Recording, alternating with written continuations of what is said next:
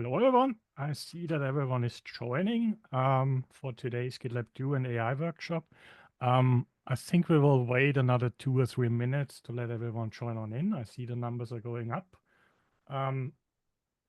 Make yourself familiar, like make yourself at home. I think the most important part for today is to have an account on gitlab.com.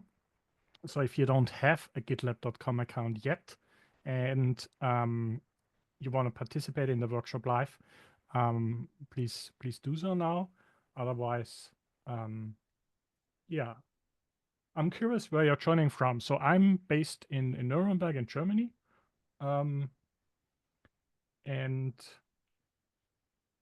yeah, please use the chat functionality to maybe share some insights, say hello. Thank you so much, Michael, and hello, everyone. My name is Julia. I'm also joining from Germany, and I see that we have already people joining from Germany as well, from Australia, from Israel, from Estonia, from France. That's very international today. I see one from Austria. Hi, I'm originally from Austria. And Switzerland, also nice. Netherlands, Italia.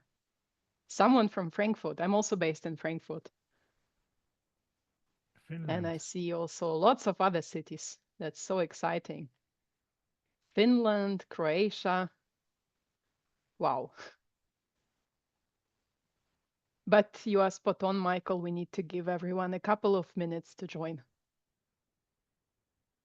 Yeah, we don't want to waste your time, but we also have planned 3 hours today. So there will be lots of things to learn, but we also try to make sure to take breaks to ensure that the learning experience is great. And certainly would love your feedback or any questions that come up.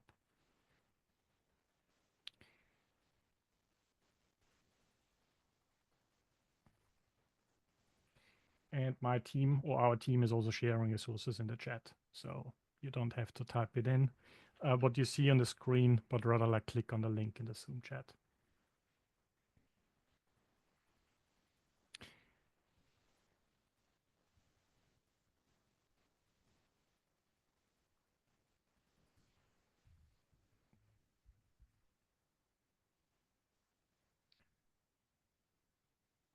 In the meantime, I've seen that we also have a few people from Canada joining. That's also nice. So it's not only EMEA today. Canada. It's probably very early for you. Thanks for joining. But yeah, I think we're on a good head start. So I hope that everyone has now a GitLab.com account created. Before we go ahead with the workshop, general information or some housekeeping. So the session is being recorded, and the recording will be provided to all attendees after the event, so you can actually like relearn, practice, and so on. The slides will also be provided, so there are some exercises, some information, some URLs on there, aiding your learning experience. During the session, we will be using the Zoom Q&A format, so you can like ask a question and we help answer that. We will also have a live Q&A at the very end of the workshop, and like help with anything that's on your mind. If you get stuck during the exercises or during the workshop in general, please let us know in the main chat. We're here to help. So we really want to make sure that everyone has a great experience, and if there are some technical problems or some misunderstandings, please raise your hand, give us a shout, and we try to help you. For the main workshop, let's change into the presenter view for a second. We're here today for the GitLab Duo in the AI workshop. My name is Michael. I'm a staff developer advocate here at GitLab. I've been here for 4 years and 11 months, something like that. And if you want to find me online, I go as DNS MICHI, DNS Michi. It's a nickname I keep for many years now.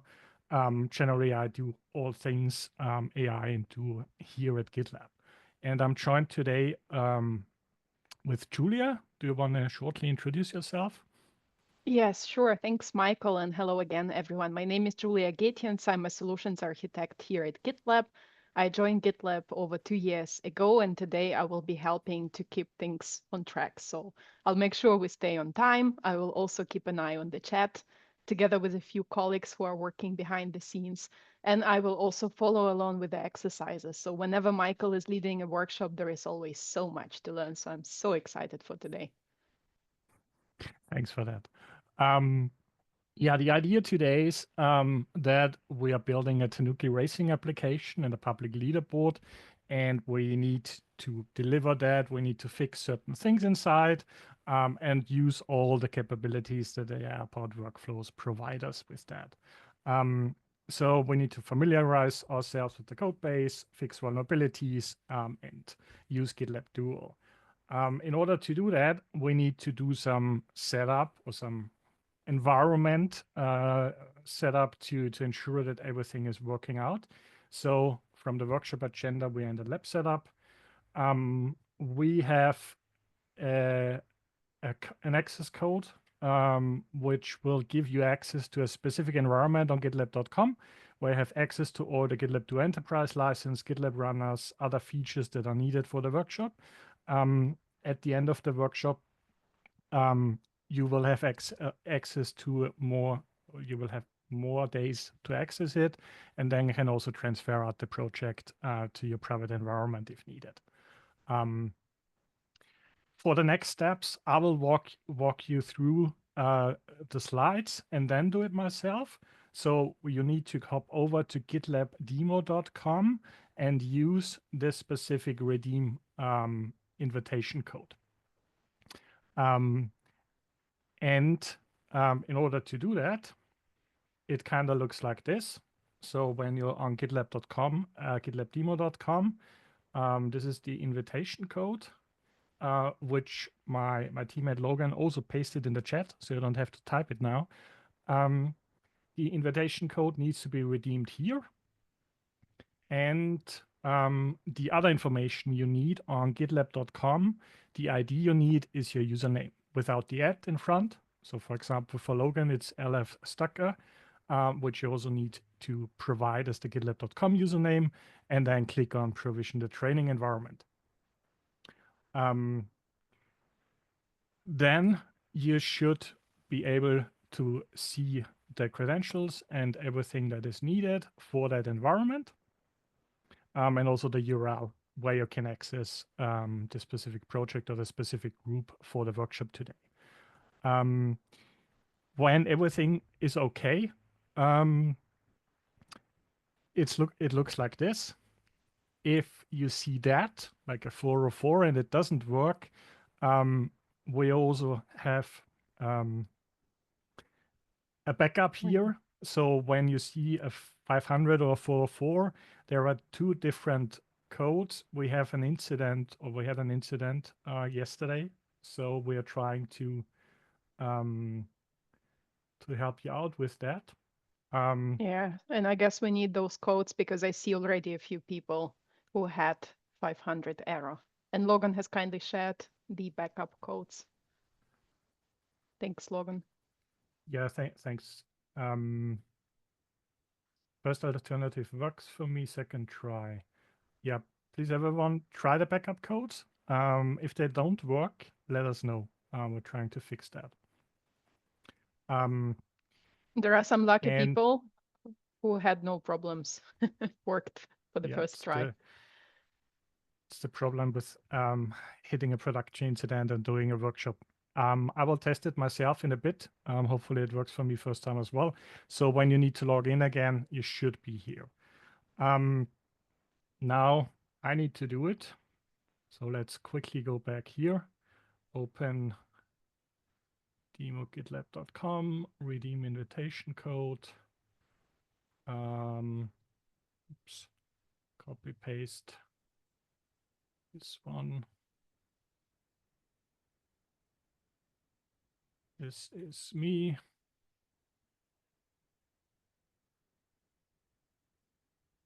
Oh, it actually worked. Nice. Okay. Yeah, it worked for me as well. Yeah. I see there's a question in the chat around using a a different login. You need to have a GitLab.com account to being able to access that. So if you have gitlab.com/username and you're logged in, you can actually use that. And what we will have here is I have my test group. Your ID should be different, and we will be working in this project.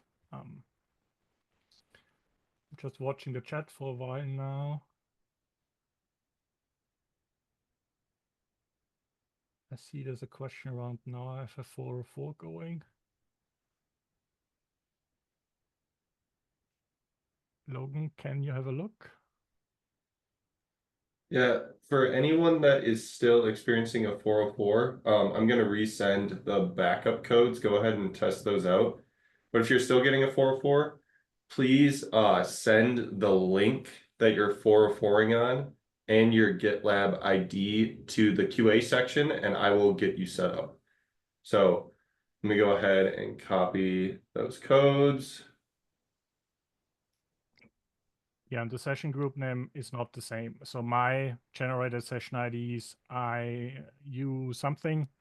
Yours will be my test group generated string. Yep. And again, with those backup codes, so let's say you've used all three and you're still getting a 404, please just go ahead and copy the link you're 404ing at and the ID, and then we should be able to get you set up before we get to the hands-on section. Yeah, so we have some introduction on like in what AI is and what GitLab do is. And meanwhile, we try to fix the setup problems. The Tanuki Racing, the Tanuki Racing Do Enterprise Workshop project is expected to be there. This is provisioned automatically by creating the Learn Labs environment, and we will look into the exercises in a bit. That being said,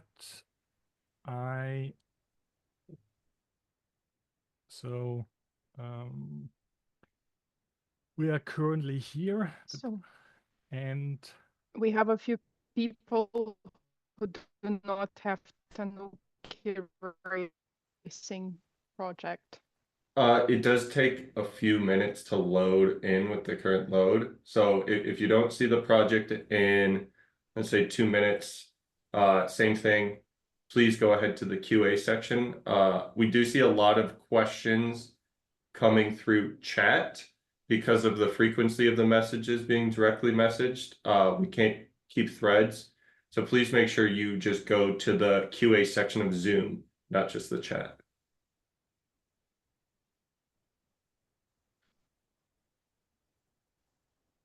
Thanks, Logan. Thanks. Let's hope that it works out in the next few minutes. While giving us some time to do an introduction into, oops, didn't want to do that, sorry. Something. My MacBook also doesn't like me today. We want to give you a short introduction into AI. And then move on into AI at GitLab. And really just think about like when did all the things start with AI? So like artificial intelligence was actually like coined back in 1995. And it was kind of a research into feasibility, started like something around science fiction and to some degree, like we all know Skynet and so on. And there's also like references to humans versus AI. So having AI play chess against humans, IBM's Deep Blue is a but certainly other areas like Pac-Man or Atari and so on. To be honest, I haven't used an Atari myself. I only had friends in school who had those, but I was always fascinated of like how a computer works, which brought me nowadays into trying to understand how AI works to some degree. And I think OpenAI was arguably the first known company or project that tried to kind of improve Dota 2, like a computer game, but also led to the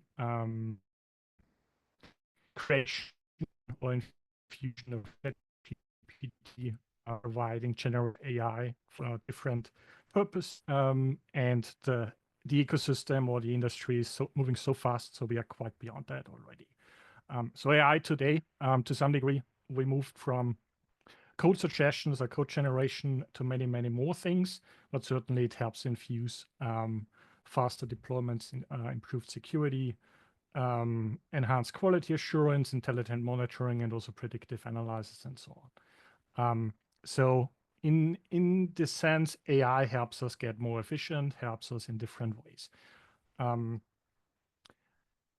To build the bridge into GitLab itself, or GitLab on the platform, we have created GitLab Duo, which is our AI-powered DevSecOps platform approach. And to give you a short introduction into that, I will just play the video.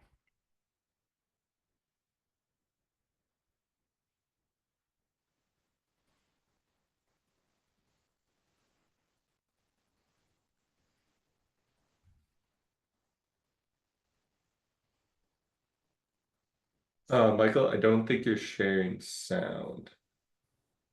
You might need Yes, to we can see reshare just on the Zoom. video.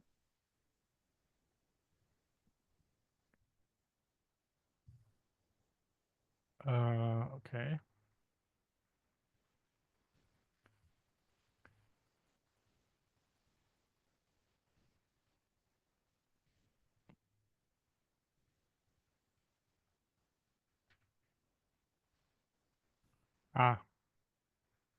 Sorry about that.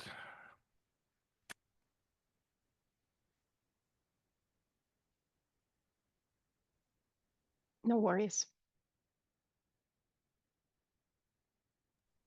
We still have a few people setting up their access to Today the is Learn Lab, not my day, so it's fine. Sorry. You're a developer working on a mission-critical customer-facing app. Here's how GitLab Duo acts as your AI assistant through the whole software development lifecycle. Instead of wading through weeks of comments, GitLab Duo summarizes technical needs and infrastructure requirements, instantly generating a to-do list. And all it takes is one click for you to transform your notes into detailed issue descriptions. Now, it's time to start coding. Let's say the task in your first issue is developing a new feature, which requires adding a new method to the existing Java app. You open the web IDE and describe the task, and GitLab Duo instantly generates the method. You can focus on the core business logic, while Duo handles syntax and boilerplate code. As you work, Duo crafts contextual suggestions to fill in the gaps, speeding up the process. When a vulnerability is detected, GitLab Duo instantly provides a summary and suggests how to fix it. It even generates a merge request that resolves the vulnerability with a detailed description and the actual code. You don't need to be a Go expert to integrate a feature developed by another team written in Go, because with GitLab Duo, the context you need is at your fingertips. It provides clear code explanations for seamless integration. And if you have questions, Duo Chat is there for in-depth help. It's available platform-wide, so you can use its knowledge base to dig deeper. Merge request time. Oh, you've hit a challenge. Your pipeline build fails. What once required looking through hundreds of log lines is now solved with a click, using GitLab Duo's root cause analysis. Problem identified. Fix suggested. Problem solved. Now you're ready for code review. Select from a list of recommended reviewers based on their expertise and availability. Your tasks are complete, efficiently and successfully, thanks to GitLab Duo. It doesn't stop at coding. With automated test generation, you can catch bugs early. And with the AI Impact Dashboard, you can measure AI's impact in real time. GitLab Duo demonstrates what can be achieved when AI is incorporated throughout the software development lifecycle. Make this a reality and leverage the most comprehensive AI-driven DevSecOps platform for faster, more secure software development. So, oops. We want to move on into AI at GitLab now that we've seen the introduction for GitLab Duo itself. And for the use cases themselves, like think about this. Where are you in your current DevSecOps journey? Like from planning, creating a merge request, automated testing, vulnerability scanning, monitoring, deploying, and releasing, and the full DevSecOps lifecycle. And then also think of like from an assessment, what is the most inefficient task, and what are the things that you could, for example, put immediately into production after walking through the workshop exercises today. So AI can be helpful. It's recommended to start with an assessment of your workflows, then also establish guardrails for AI, measure the impact, and also learn how to get started with best practice in the hands-on workshop, which we're doing today. Certainly, as a developer, we're not spending so much time on like 100% of time on coding, but many different other tasks, which can be helped with AI. So we have GitLab Duo Not across the spending entire software 100%. delivery I've seen lifecycle. something around 21. We also put privacy and transparency first. We're using the right models for each use case, and we also have a unified data store that provides the full context of your workflow, which is an advantage in comparison to disparate tool integrations for a specific AI task to solve. GitLab Duo does not use your proprietary code as training data. The models that we use are not trained on any GitLab private GitLab data. So we have public documentation for all the AI models that are used by GitLab Duo, and we're ensuring that customers are safe in that environment. There's the AI Transparency Center, which is available on aboutgitlab.com. And it helps to understand how we are using AI ethics in product development, how we are updating or continuing to evolve the integrations of new models, how this essentially works, and all the different AI features that are built into the GitLab platform, how they use AI, which models they use, what is the data privacy, and so on. We also follow the approach of using the right AI model for each use case. So it's not just one model for everything, but instead trying to abstracting that in a different way. For example, using Anthropic Claude or Google AI models, but certainly also for self-hosted models, leveraging the power of open source models, and so on. Considering that you need to have a unified data store to provide AI context, this is something that's also built into the platform. So we have all the different DevSecOps lifecycle stages and a single data store, which can be an advantage in that sense to create AI impact dashboards, to get a sense of how's the productivity improvement and for example, developer satisfaction, or decreasing the time to release using DORA metrics, or combining that. So in essence, we have a lot of AI features integrated or specifically into use cases and workflows with GitLab Duo, and we will try to test out or work on the most things today in this workshop. That being said, I hope we were able to help you in the chat meanwhile. We will be moving into the hands-on exercises now.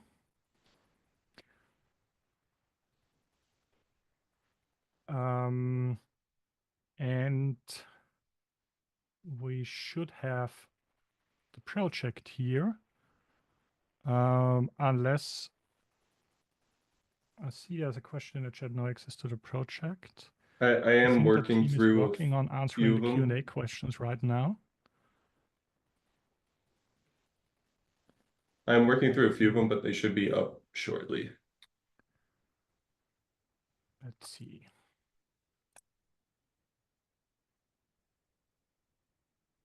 I'll try to move on.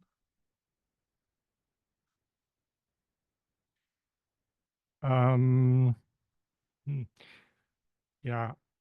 I'll try to make it slow in case we're able to fix the environment. And also to note the exercises that we'll be working on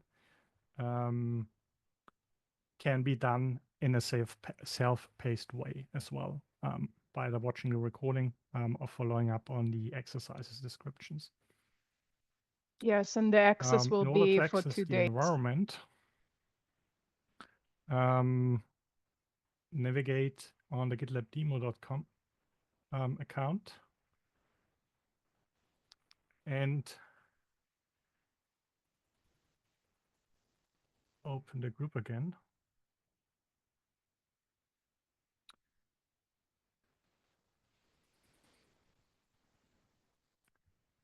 The name for the project, so there should be a single project provisioned in your environment here.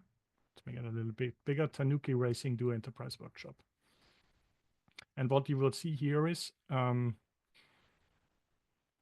project, and we have an issue assigned here. Or there was a new issue automatically provisioned in that environment, and this is our training program for today. So the modern development with GitLab AI, and this is the GitLab Duo workshop.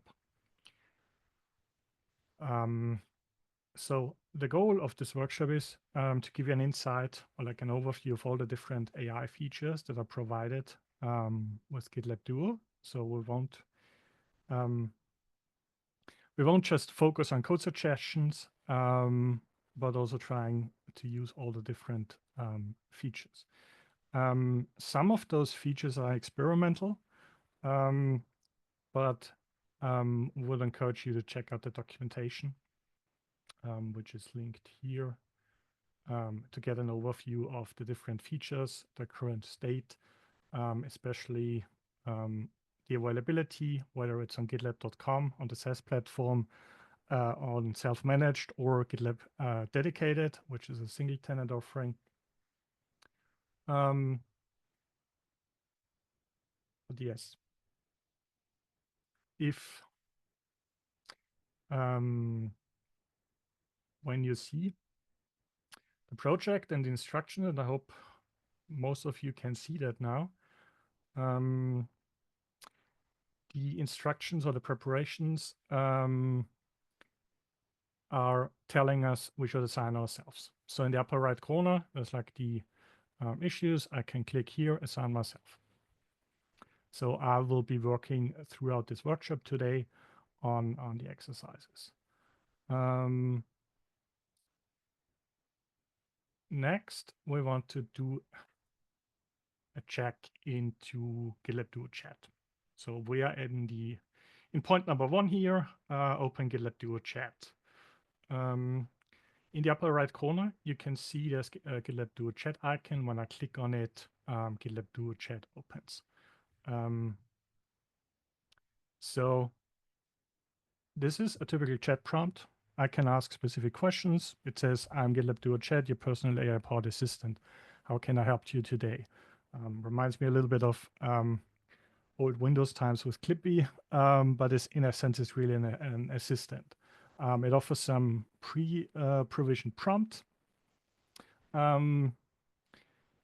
which could, for example, say, how do I clone a repository, how to create a template. Let's click on that. What it does, it actually uses the text prompt to ask a question. It's using the Anthropic Claude 3.5 LLM in the background, but it's also enriched with the GitLab documentation itself. So you can specifically ask questions about GitLab as well. Now, what I can say is how to get started with a Ruby project, for example. If I want to learn programming, what could be a way to kind of engage there.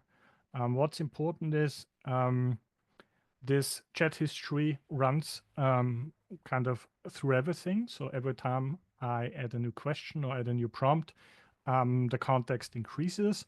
And there is the chance sometimes that the LLMs or the generative AI start to hallucinate. So it makes up something which might be correct, but it might be not correct. And if that happens, you can always reset the context or reset the conversation and say, I want to start a new context, a new chat, start from scratch, ask my questions, start a conversation, and then continue. If you want to entirely purge the chat history, you can use the /clear command.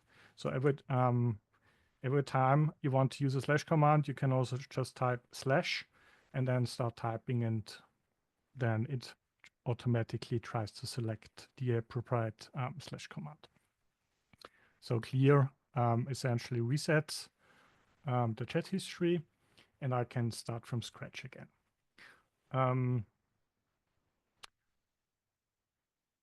There's also a hint in point number 4 by an exercise. It can assist with visual diagrams.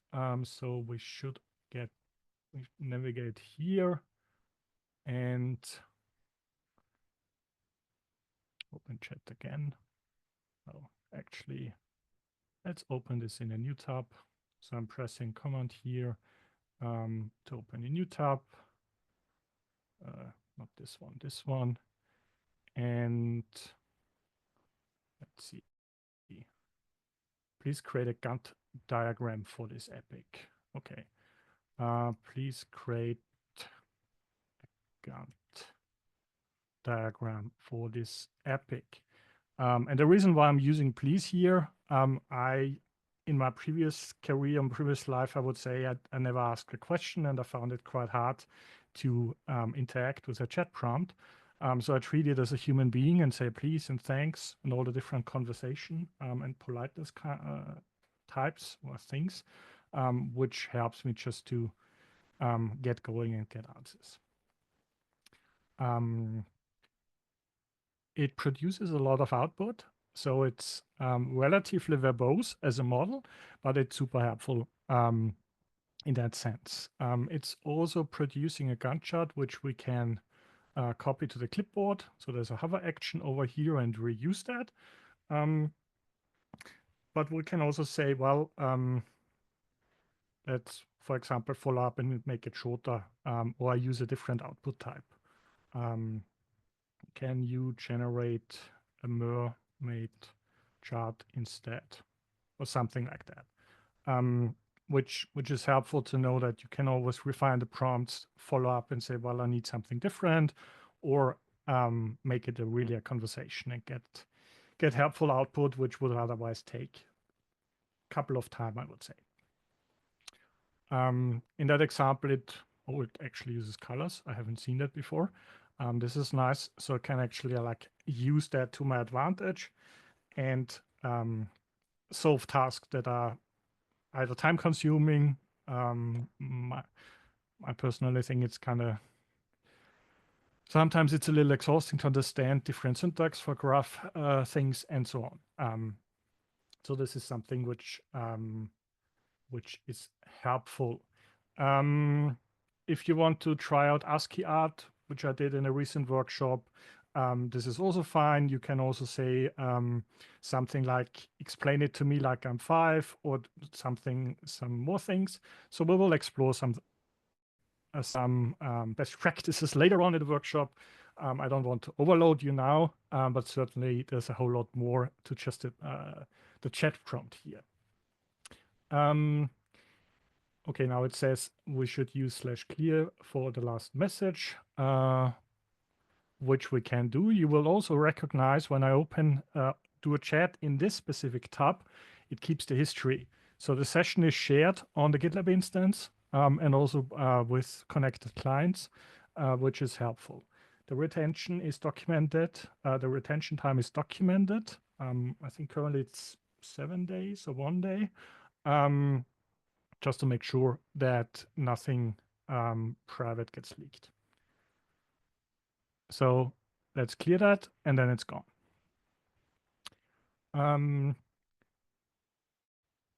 There's also provide feedback, which I didn't show now, but click on something to provoke that again. Our engineering and product teams would love your feedback. So if the answer is not correct or the quality is not great or it's totally out of context, you can click on give feedback to improve this answer. The reason why we ask for it, our teams don't have access to the chat history for privacy reasons. So nobody knows about anything, and we need the context. So like, what were you doing? How could the response be improved? And also rate that. This tremendously helps us to improve the quality of Duo Chat and the responses. So thanks in advance for that. In order to use all the different AI and machine learning features in GitLab, they must be enabled in the environment. We can use GitLab Duo Chat already, so it's great to have them. But we also need to, for example, if we want to use code suggestions in an IDE, in an editor, we need to specifically enable that. There's also instructions or documentation how to do that on a self-managed instance or on dedicated. If you have further questions in that specific environment and you're a GitLab customer already or want to become one, I would encourage you to reach out to our account teams or sales teams. We can specifically help you with proof of value workshops, guidance, and so on. But for now, let's see, there's the documentation linked. Here are the code suggestions. There are instructions how to use them, how to enable them. But on the other side, we can also ask GitLab Duo Chat, because GitLab Duo Chat is trained, or it's not trained, it uses retrieval augmented generation and embeddings in the background to add that context into the LLM or next to the LLM in order to answer specific GitLab questions. How to enable GitLab Duo code suggestions. And then it should come up with an answer and uses the information. It also provides me with the sources where it found that. So if I open this, I can immediately navigate into the documentation at GitHub. So this is helpful, or this can be helpful to immediately get started. And this doesn't apply to just GitLab Duo. You can ask how to create a CI/CD component, how to integrate advanced SAST into as a security scanner into GitLab, and even further. So anything that might have led to many Google or browser tab searches can be leveraged by just asking GitLab Duo Chat. Michael, and maybe you can explain in just one sentence what CI/CD components are. It's also, I need to mention that if you're using it on self-managed, it uses the exact same GitLab version documentation. So if you're on 17.5, for example, and the latest is 17.8, you get answers for 17.5 on a self-managed instance.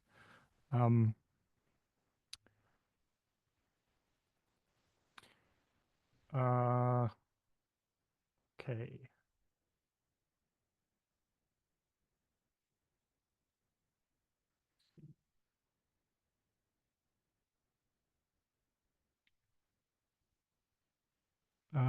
So I got a little bit distracted. We should plan our work.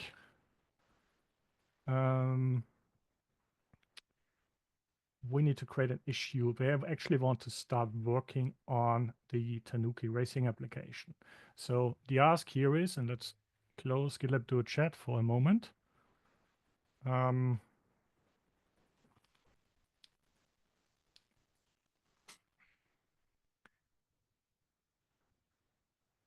For some reason, my headset isn't working. We want to create an issue. And then use GitLab plan capabilities to track your work.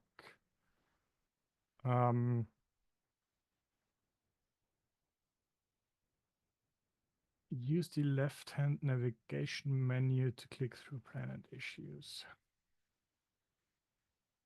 Okay, let's try that.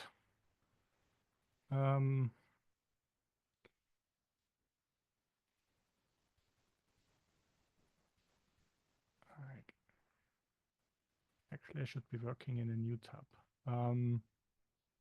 But okay, let's click on that.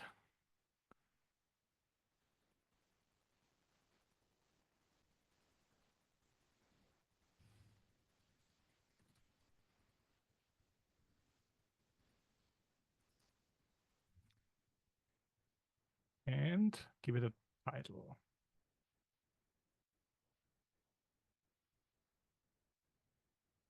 Just need to cheat a little bit.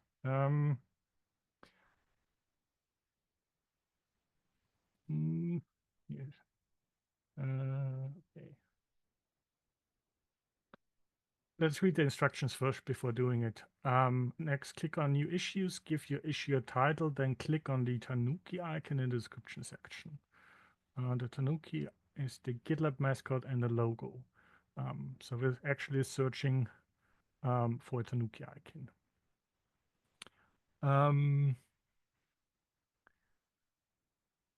And there's also a note on plain text editing versus using the rich text editor. Okay, this is something we can work on. Just want to make sure we want to secure our GitLab pipeline and fix any pressuring vulnerabilities. So let's work on that. Secure pipeline and fix vulnerabilities. Then I do have the problem. I need to switch here, and here's the Tanuki. So this is GitLab Duo, which provides us with the ability, if we click on that, generate issue description, create issue description based on a short prompt. This is exactly what we want to do. So we click on that and see currently it's an experiment. So you need to have experimental features enabled. And I want to write a brief description on what I'm trying to solve now.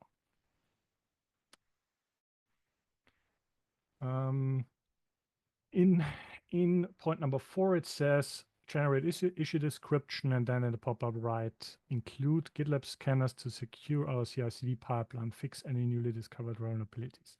Okay, let's try to frame that. Include GitLab scanners to detect vulnerabilities in CI/CD, fix any new vulnerabilities, and then see how AI can come up with a proposal or a longer description of the tasks.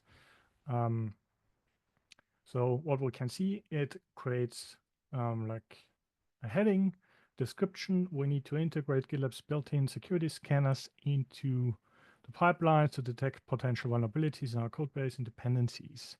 After detection, any identified vulnerabilities should be addressed and fixed. What's nice, it is also creates a task list of things that we should enable or should look into, for example, static application security testing, but also container scanning, dependency scanning, and so on. We do have the acceptance criteria notes. That's great. And it also says description was generated using AI, so that others might know about this. Then the next step is to hit submit, because we are ready to create that and can then assign the issue to ourselves and also set a due date. So let's just submit that. So what I can do is I can like assign it to me.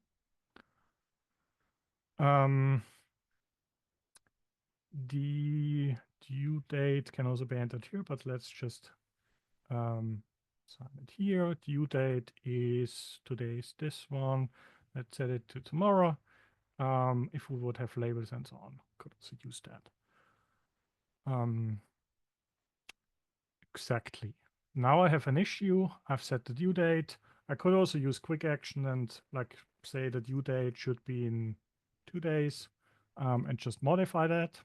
Oh, it actually didn't understand what I wanted to do. But for example, if I say the due date should be on February the 3rd, I can use a quick action and just use a different way. So now that I've assigned the tasks to me and the due dates, let's work on the next task, or let's look into a different use case where we can look into AI. We have summarized discussion. The summarized discussion feature in GitLab Duo creates concise summaries of lengthy discussions. So it's helpful when you have an ongoing discussion thread within issues and merge requests, but also epics, if that's available to you, which helps to quickly understand what should be the actions being taken, what are the blockers, what's currently missing, and anything that is like important for moving the issue forward. The important thing here is, I think my audio is not working. No, this is a different problem.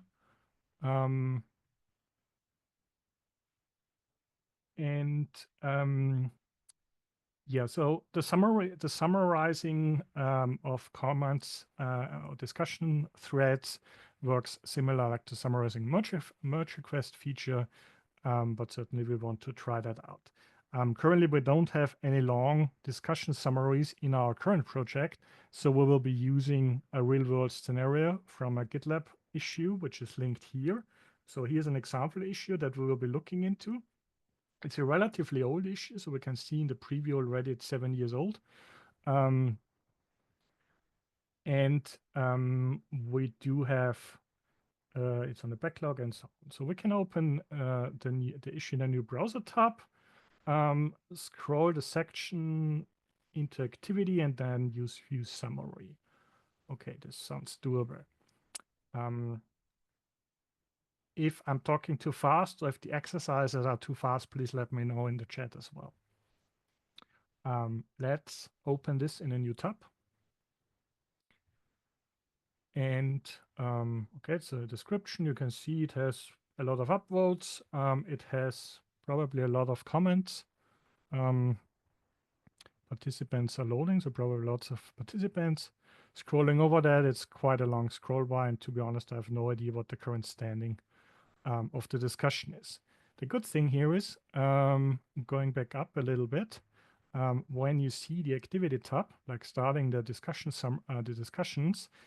you can see the view summary button here, which generates a summary of this issue using GitLab Duo. Now, if we click on that, it opens up GitLab Duo Chat. So it's like a specific native integration, which uses this shortcut of the current discussion, sends over the comments and the discussion threads, and then asks GitLab Duo Chat to provide a summary. So the key points here about the CI job token API access. It's currently limited by design to prevent misuse and only allows certain operations. Many users wanted expanded API access. Okay. Common use cases, security concerns are in there. There are proposals, alternatives, and more suggestions. Lack of API complicates CI/CD workflows. What I can do here is the benefit of having this opened in the context of Duo Chat and say which actions could be taken. Just as an idea how I would react and say, I can ask a follow-up question and get an insight of like how this could be working. I didn't test that before the workshop, so it might not work. But it's a good way to challenge AI or challenge DuoChat and say, well, I would need help. How can I actually achieve that? And it comes up with a lot of things where I can then also follow up with regards to specific implementation questions. So like, show me the code or show me how to achieve that could be something that we can follow up here. But yeah, this is how you can use discussion summary to get up to speed faster of what is needed to implement an issue that gets assigned to you, or that's on the triage list, or sits on the backlog for quite some time and there's no progress.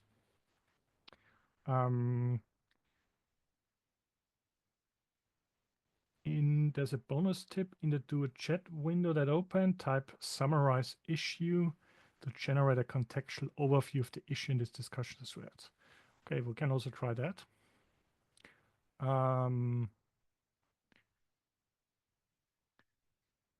Summarize issues.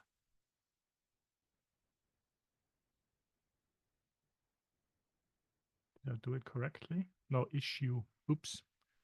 What I can do is I can press the stop icon. So when I made a mistake and say I don't want to send that prompt, I can actually cancel the action by pressing here and just use this /comment. And again, this is kind of the stop icon. Okay. This is another way to get access to that specific summary. Okay.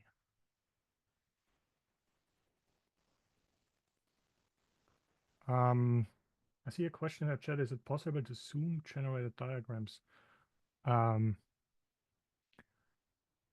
could zoom in here to do some more things, but I'm not sure I understand the question. If you generate a diagram, you could also ask for the raw markdown code, for example, so that you can easily import that into your documentation. Similar to getting this overview, not just as a list, but more as an actionable overview, can also say, well, I want to refine the format and something like that. Okay.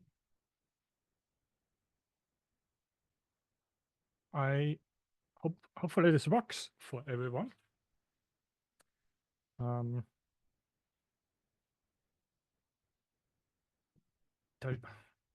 Just taking a sip because I also think it's important to stay hydrated and refreshed. What I will do shortly is fix my audio, so I will stop sharing for a second. Don't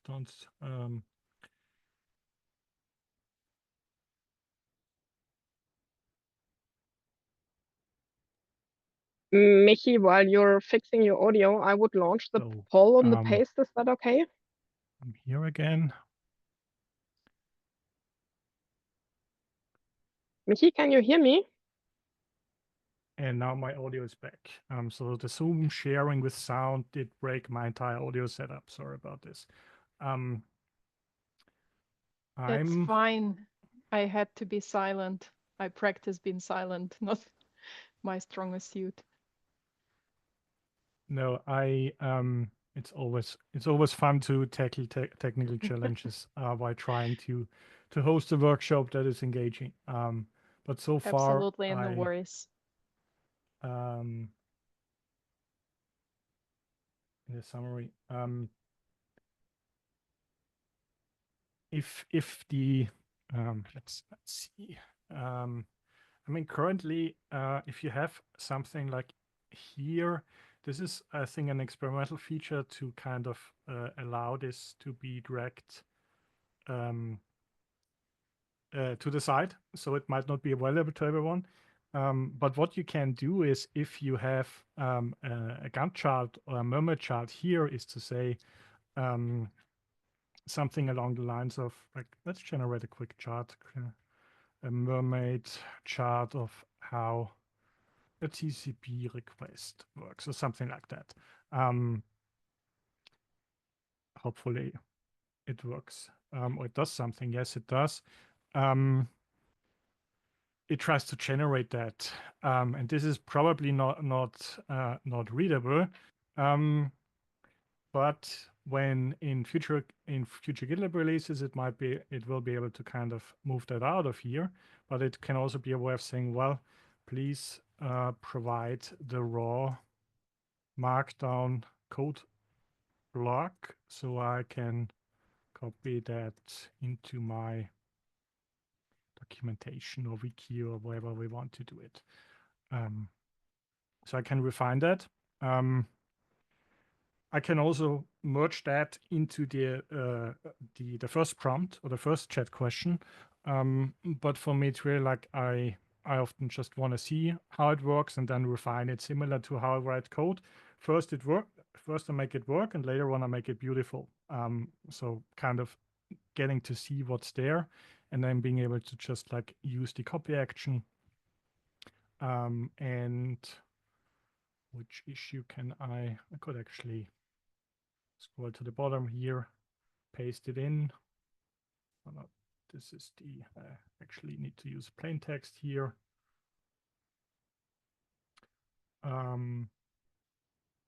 This should be actually this.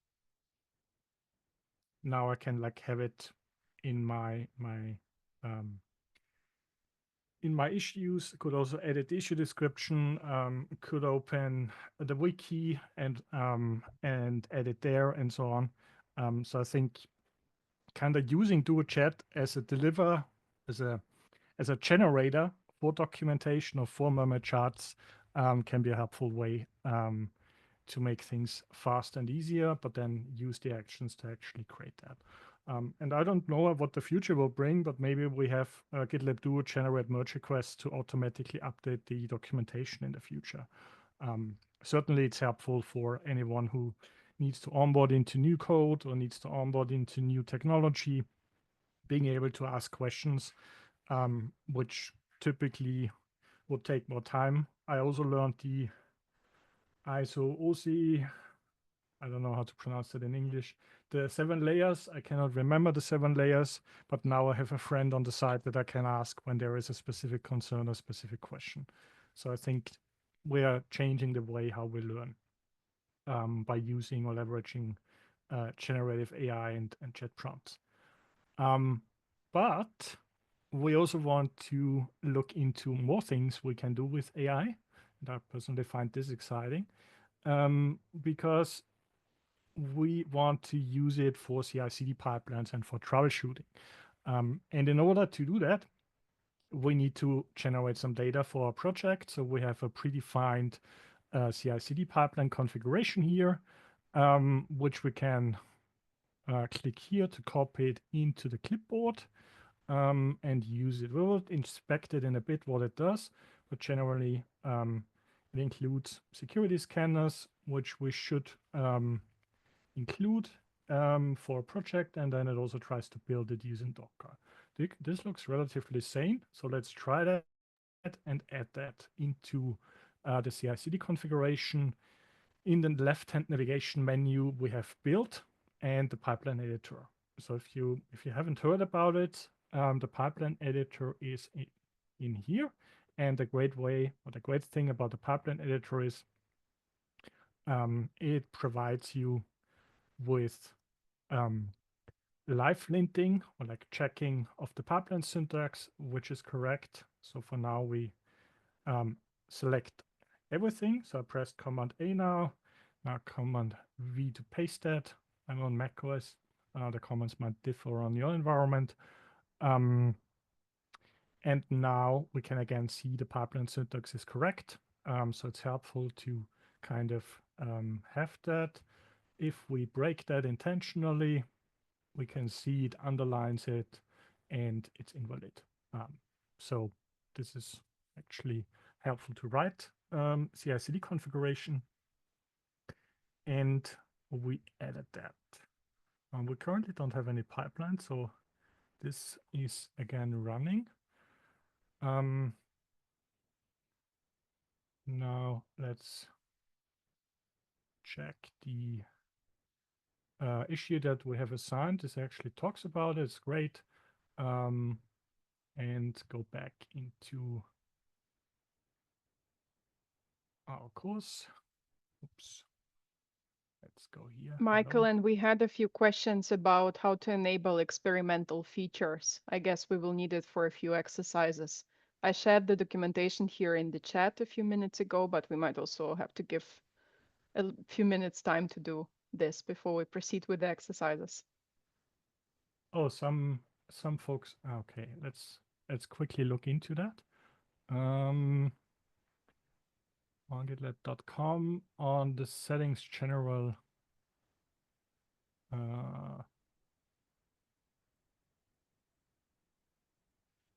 Okay, let's do that quickly. Settings. Am I in the right project? Yes.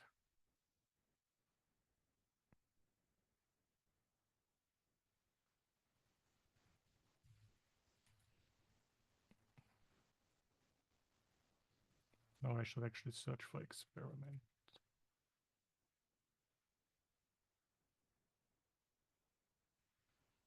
Actually, I should read the documentation. Settings general expand. GitLab Duo features, preview features. Okay, settings. So for you, it's probably enabled, but not for everyone else. Yeah, maybe I'm looking into the wrong. I'm not in the group settings. Okay.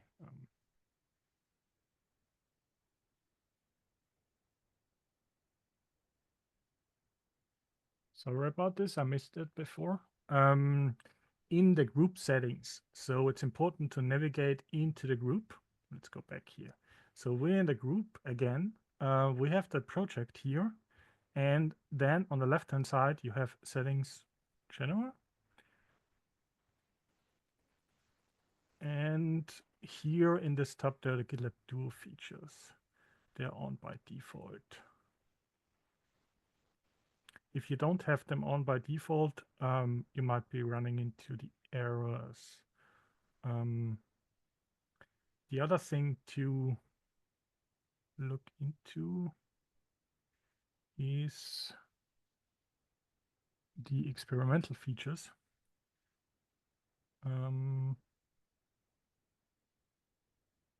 Which should be enabled by default, I think.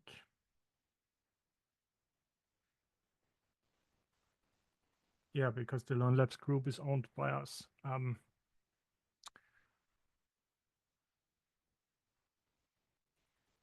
I hope this works. Otherwise, I think the team should be responsive in chat. I should be able to respond in chat.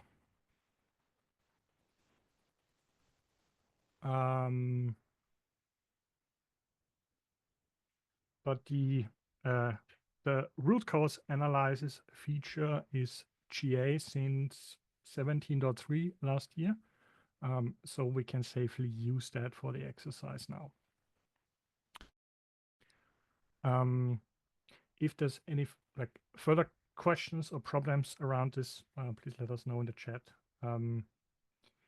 For the pipeline editor, where we now have copied in the CI/CD configuration to actually make our code more secure, or run security testing and containers, or build containers. We have copy pasted that in. And the next remaining step is to commit the changes. I just want to make sure that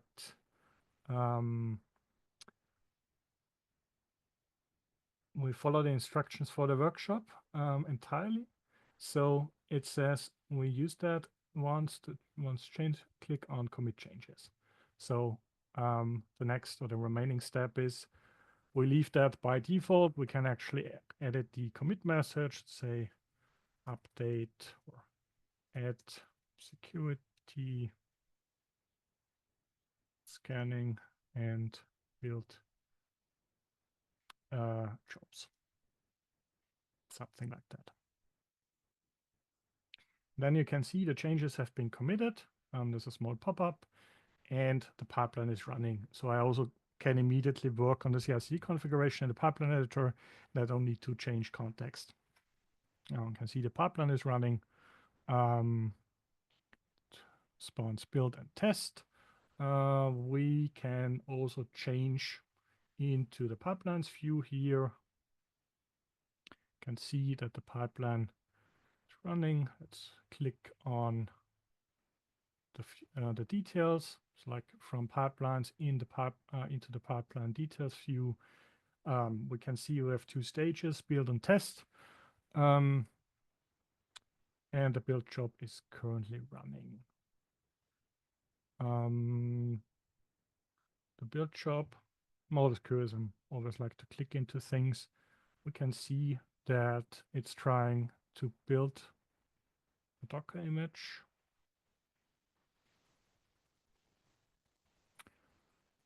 Then it runs Docker build, doing some things, installs dependencies, I guess. Yeah, bundle install, so it's a Ruby application. This is always good to take a sip from either coffee or refreshment. Oh no, it failed.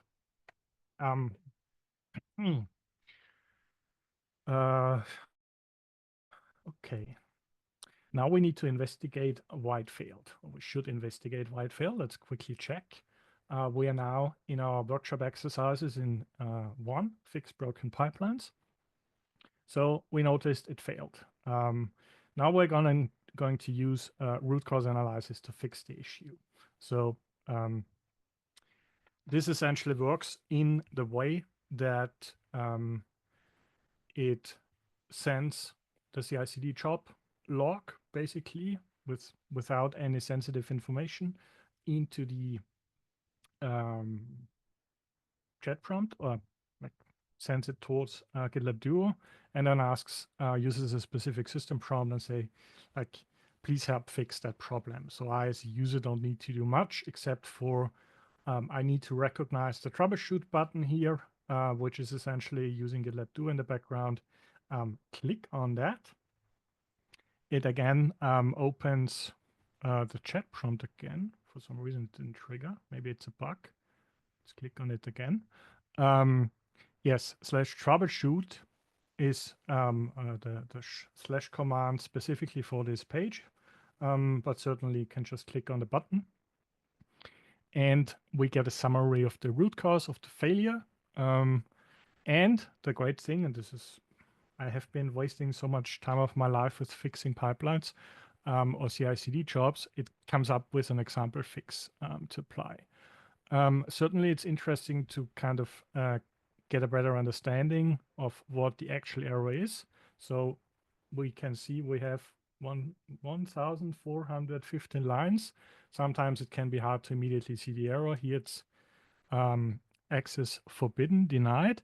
And then it says this error occurs during the Docker push step. Okay, it's good to know. After the Docker image has been successfully built. The sequence of events leading to this failure is, okay, it's also quite interesting to get an understanding of what the flow is. And it suggests that the GitLab runner or the user account associated with the runner doesn't have necessary permissions. Okay. An example fix could be, yeah, the GitLab runner, the user account. Yeah, I cannot fix the GitLab runner. I'm using a shared runners by someone else, like the shared runners on gitlab.com. Adjust the registry path could be an option. Grant permissions. Okay.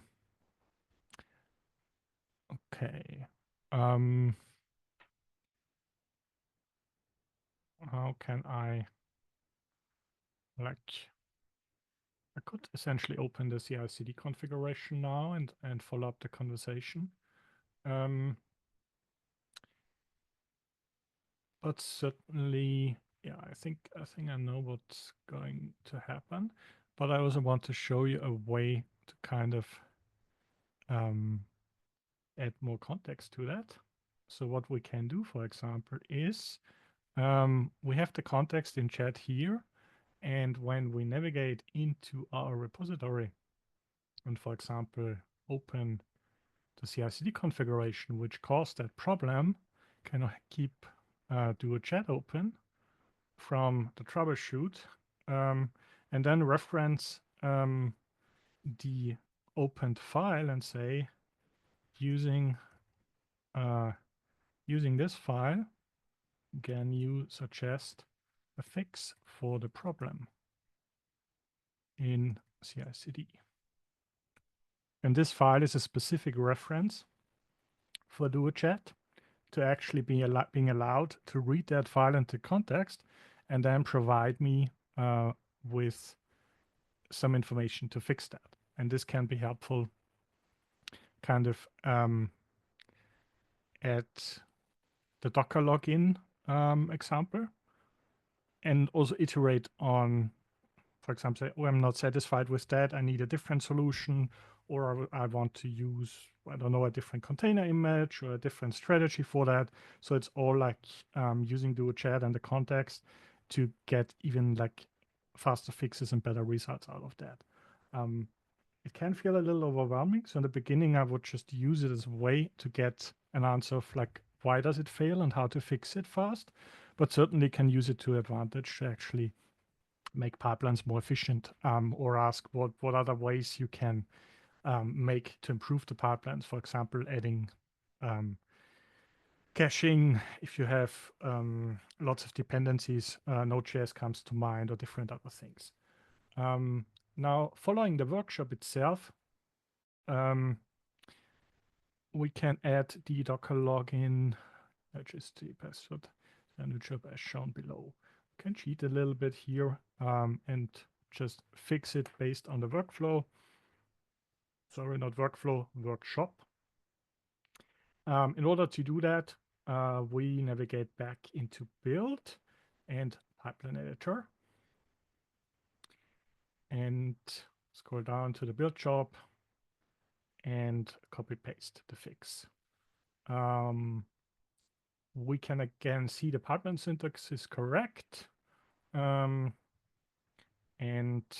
fix missing build login step, something like that.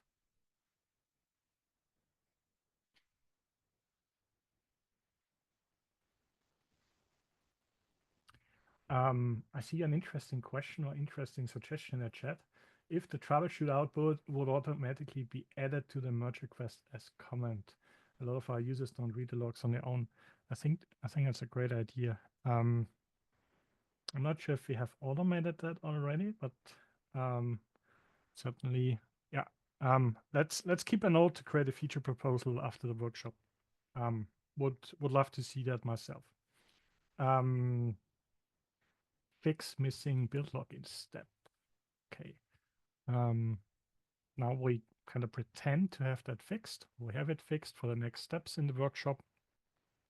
Pipeline is running, and we will come back to the security results it produces later in the workshop. Okay. In the meantime, let's test out other use cases with GitLab DuoChat. Okay, that's fair. Short break, drink something, get refreshed, finish the pipelines, or like finish the exercise.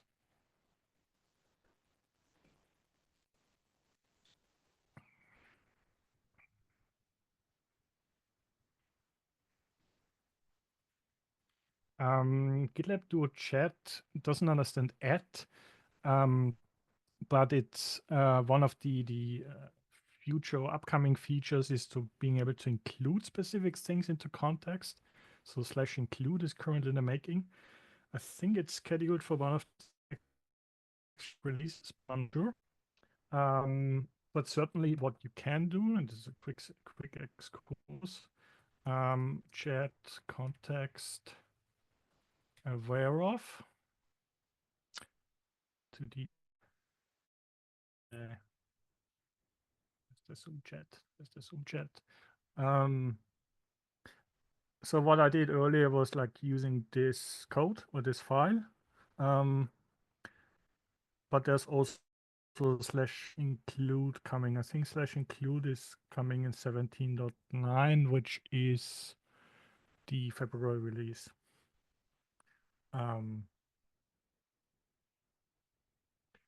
Another question I see in the chat, is it possible to allow Duo to commit the suggested changes automatically or add a feature proposal for this?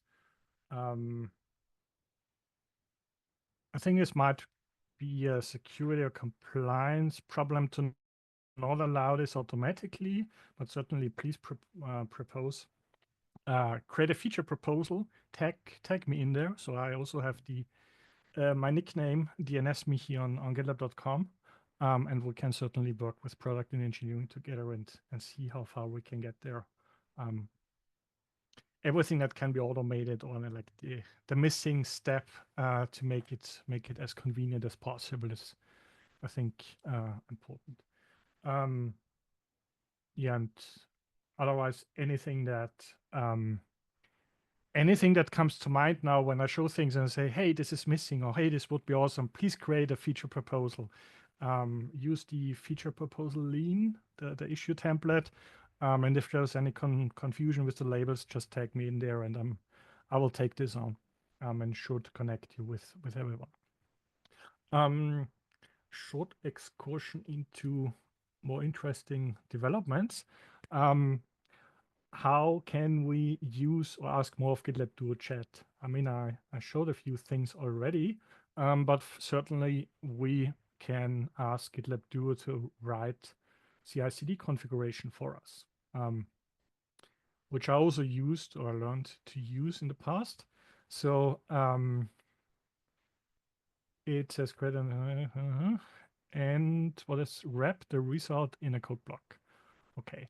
I'm lazy here, so I copy this prompt to the clipboard, and then presumably just stay here in the pipeline editor. So build pipeline editor, then open GitLab Duo Chat on the side here. Then I can decide whether to use the context I already have, but since it's CI/CD related, it might start to hallucinate. So let's better reset the session and then start. Michael, reset is a very good keyword. I think we all need a quick reset, and then we can continue with the questions. I think we should plan a short break because we are at half of the workshop almost. Oh, sorry, I totally lost track of time. So yeah. No worries. I would say let's take a 5-minute break. So get up, get refreshments, some fresh air or something. And now it's 19. Let's meet again at 25 or like 3:25. In 5 minutes, because there are 5 some time minutes. zone differences. So if we have people joining from India, it would be top of the hour. What is the universal time zone? Just in 5 minutes. I think it's fine. Yeah, I saw something yesterday around GitLab Duo Chat being able to know what the current time is. Yeah, let's test it after the break. So 5 minutes break, and then we will see each other again.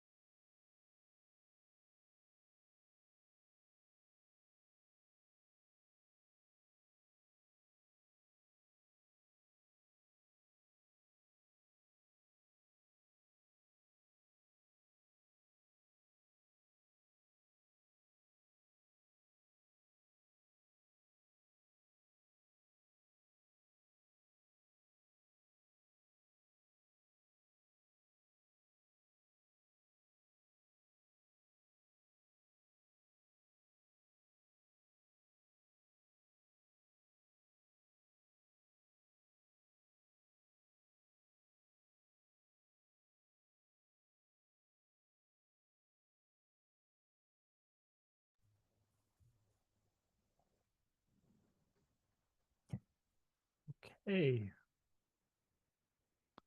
I do hope you got some refreshments and are ready for more action and for more things to learn with AI and GitLab Duo. Again, I've shared like the feature proposal issue URL, which has a pre-selected template. You can tag me there. Thanks in advance for that. Other than that, now that we have fixed the pipeline, we can move forward with more steps. And actually, we wanted to create a new pipeline for a Sinatra app. This was the step we did before. So we want to use GitLab Duo Chat here and ask a question. And out of laziness, I would say I just copied the prompt here with that hover icon and then navigate into Build Pipeline Editor and open up GitLab Duo Chat. So again, GitLab Duo Chat is here, can use it here, and then, for example, copy paste that in.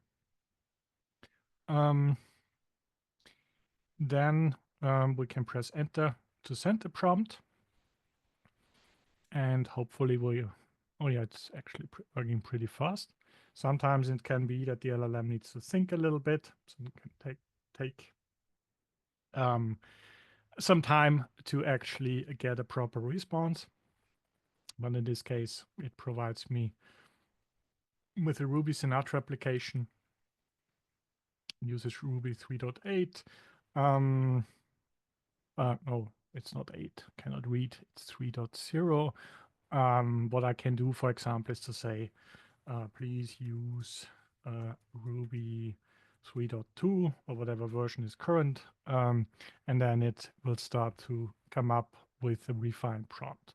Or please remove the Rubocop job and so on, just to make sure kind of instrumenting AI to generate something for us, and we don't need to type it or write it on our own. Just be sure to know or to remember that you can always challenge the prompt and say, I'm not satisfied with the result, please create something else or modify it that way. I started using GitLab Duo Chat not only like for code or for CI/CD. I also use it to rewrite documentation, to write technical blog posts, to refactor certain things that are unexpected, because I learned with AI and Duo Chat, you can be curious, or you should be curious, and just don't think whether it's possible or not. Just ask. And if it's not possible, it will tell you, or it might propose a different approach to solving a problem. Other than that, we actually, I think in the exercises, we're not proceeding. So we're not committing the changes for now, but look into a different task. Ask GitLab Duo Chat to write documentation for the code. So the exercise here is on the left sidebar, select code repository. So here, code repository, and navigate into the tree of lib.tanuki-racing-app.rb. RB is for Ruby. And then ask GitLab Duo Chat to write documentation for the file currently open. Provide the output in a code block as raw markdown to copy. You can certainly refine that prompt, but let's try that for now. Again, copy that to the clipboard, and then navigate into code. Maybe, yeah, let's can actually open that in a new tab, so it's easier to see. Navigate here again, open GitLab Duo Chat. I think, again, yeah, I'm not sure if we need the previous prompt or previous context. Let's clear it away. And then the task was lib Tanuki Racing app. So we actually have some code here. I have no idea what the code does, but I can use AI to actually get an insight of what's going on. Can copy paste the prompt here or write my own. Let's try the pre-created chat prompt here and then refine it on ourselves. The great thing here is specifically for this file here or for this context, it will try to generate, like in the overview, the dependencies that are listed, the configuration, logging is enabled. I could follow up on say where is enabled or how to do that if I'm not familiar with the code base. It uses an SQLite database, which is also good to know. Certainly, one follow-up task could be I want to refactor the code into using PostgreSQL as a backend or MySQL or any other database backend. It documents the routes for get and post. Okay, it's also great. Security and nodes. Okay, provides an overview and so on. And this applies to not only like Ruby, could apply to any source file or documentation you want to get insights, want to have insights in. Let's see if what else. We can ask anything here. Okay. Now I have the freedom to kind of ask anything about the code. From my experience, what I would like to ask is like, say, explain how to test the routes, for example. Or maybe refine that and say, I want to test that and do something else. And then it might come up and say, start the Sinatra server and so on, and some specific things, which can be an interesting way to engage with that. Or if I'm in an editor, right now I'm not, I could also ask, like, explain it, fix it, refactor. We will look into that in a bit, but certainly it can be helpful to just use Duo Chat specifically on why is it using a specific digest here or specific algorithm. I've written a lot of Perl code many years ago, and the infamous everything in a single line Perl code, which nobody wants to touch for ages, can be a way to ask AI or ask GitLab Duo about it. Michael, we have two interesting questions in the chat. So the first one is, can I connect Duo Chat to an external IDE like PHP Storm to have code suggestions? Yes. Let's open the documentation quickly. GitLab Duo Chat. No, not GitLab Duo Chat, sorry. But we will get there. Here's the getting started documentation, and in specific IDEs, you can set up GitLab Duo for Visual Studio Code, JetBrains, Visual Studio on Windows, NeoVim. For JetBrains, all of the available JetBrains IDEs are supported. So it's either PHP Storm. How many are there? I think there are 15 of them. PyCharm for Python, RubyMine, Golang, CLAN is for C++ and C. What else? I have many. Rider is for .NET and C#. IntelliJ is for Java. So certainly all the different IDEs. Also the community edition of IntelliJ IDE works, where you can integrate GitLab Duo. The integration is straightforward. You install the GitLab Duo plugin, navigate into the settings, or you create a personal access token in advance, and then you can authenticate with GitLab. So for the GitLab instance for GitLab.com, it's GitLab.com. Self-managed means GitLab yourdomain.com. It's also possible to not use an access token, but an OAuth application, which is an alternative way. There's also a health check in the IDE. I can probably quickly show you that actually. I don't think I have. Now it opens in a different window. Here you go. I don't have PHP Storm installed, I think. But if you navigate into the settings, and the settings. My screen is actually 49-inch, but then nobody can see anything.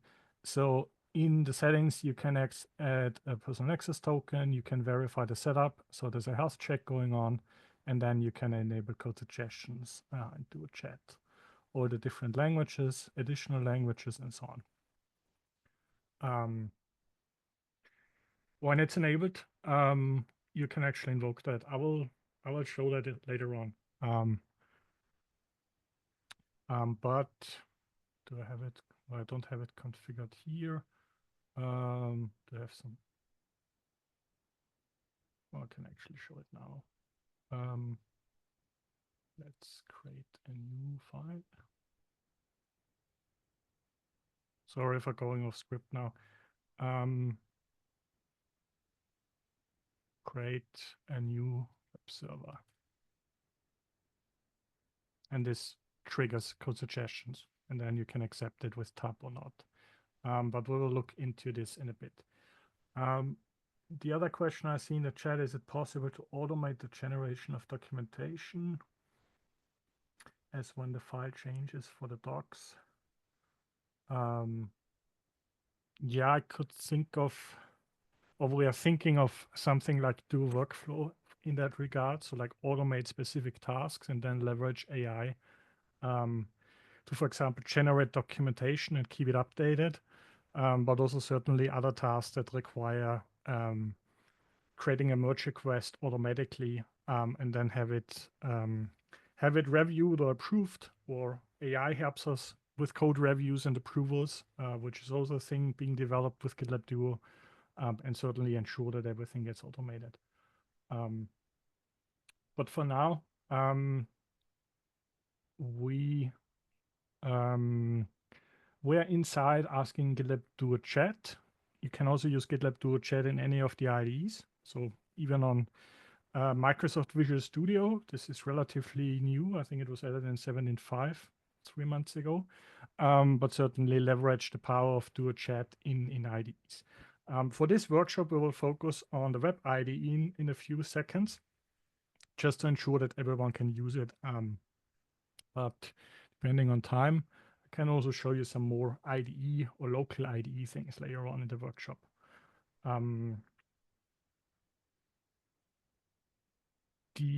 There was also a question about how to invoke code suggestions, but I guess when we are in the web IDE, that's something you can show during the next exercises. Yeah, and I also have some more resources for you to learn and practice with code suggestions and chat. So blog posts and tutorials, and we have GitLab University courses for that. Certainly, I will show some parts of it, but I would encourage you, like, be curious and explore that. Code suggestions while we're typing, but we can also generate a lot of code by using comments in the source code, which we can try out in a bit. First, we will analyze vulnerabilities, then fix it, and then actually add more source code. So the next step is within GitLab Duo, analyze vulnerabilities, which are like oftentimes reading a CVE or CWE description requires me to be a data scientist or a security engineer, and kind of turning back time a little bit. Before joining GitLab, I was a backend engineer or maintainer of a monitoring tool. It was distributed and it was open source. I had no idea, or not much of an idea, how many different functions are available in C or C++ on Linux. And certainly there's always something like a buffer overflow, which makes sense, but like a pipe race condition or some specific other things. And we got a security report, a vulnerability report, and it is the researcher said like in 30 days they want to like publish that or want to have it fixed. And we were sitting in front of it. I had no idea how to do that. And back then we kind of read a lot, researched, tried things out. Hopefully we're not breaking anything. Like breaking functionality by implementing a security fix is the worst thing. Yeah, and we actually did. So if I would have been able to use AI vulnerability explanation back then, I probably would have slept better or not burned out in my previous job. But certainly, yes. For today, we want to look into the Tanuki racing application, which comes with some vulnerabilities, I guess.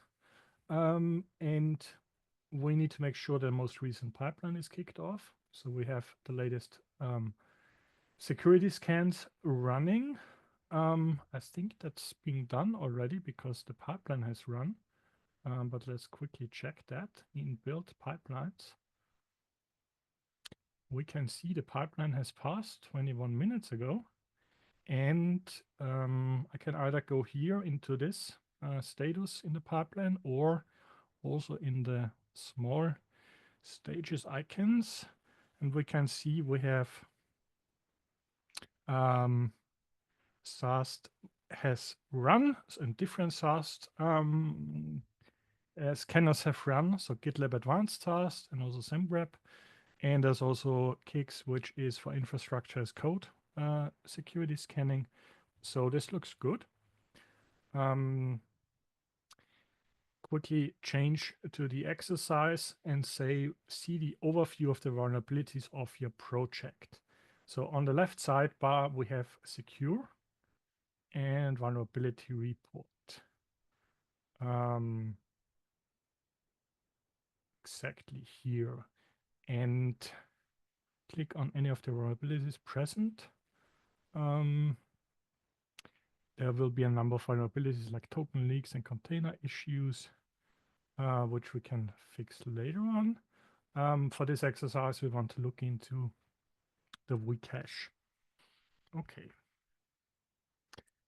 Let's use a different documentation. Not documentation, different tab. And open the vulnerability report. Yeah, okay. And there we can see some specific vulnerabilities. What I can do, for example, here is I can filter by tool and then select GitLab Advanced SAST. And to apply that, we need to click outside of that view. And we can see we have a use of a vcache in the Tanuki Racing app.rb in line 25 and line 26. Okay, let's click on that. And there we can see the description is no longer considered secure, remediation, and so on, which sometimes can feel overwhelming to understand everything. And what we can do here is to inspect or to get a summary of what's going on here with the help of AI and GitLab Duo.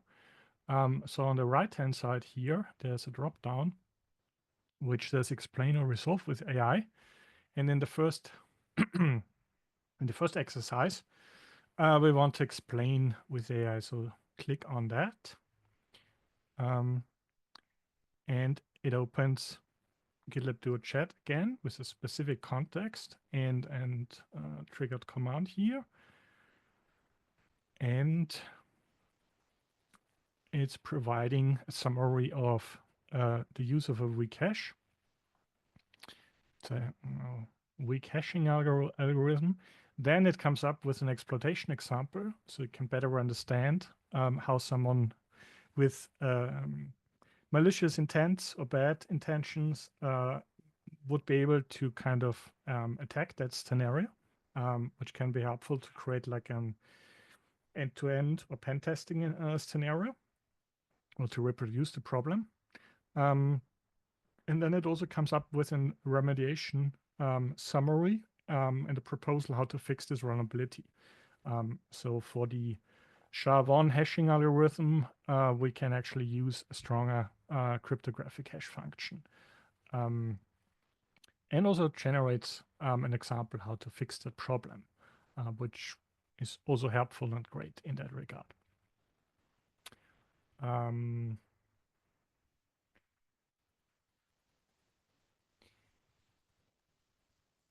see there's a chat question around CI/CD templates for security, for including security scanning, which if you're interested in that, GitLab Advanced SAST.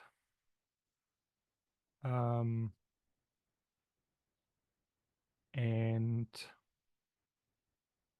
which is relatively straightforward. You include the SAST template, and specifically for GitLab Advanced SAST, which is available in GitLab Ultimate, you set it to true and enabled, and then GitLab SAST will run as a scanner. There's also instructions if you're in an offline environment or highly regulated environment, how to sync the scanners or the container images offline, and certainly ensure that nothing gets sent to the cloud. But that's really about it. If we inspect let's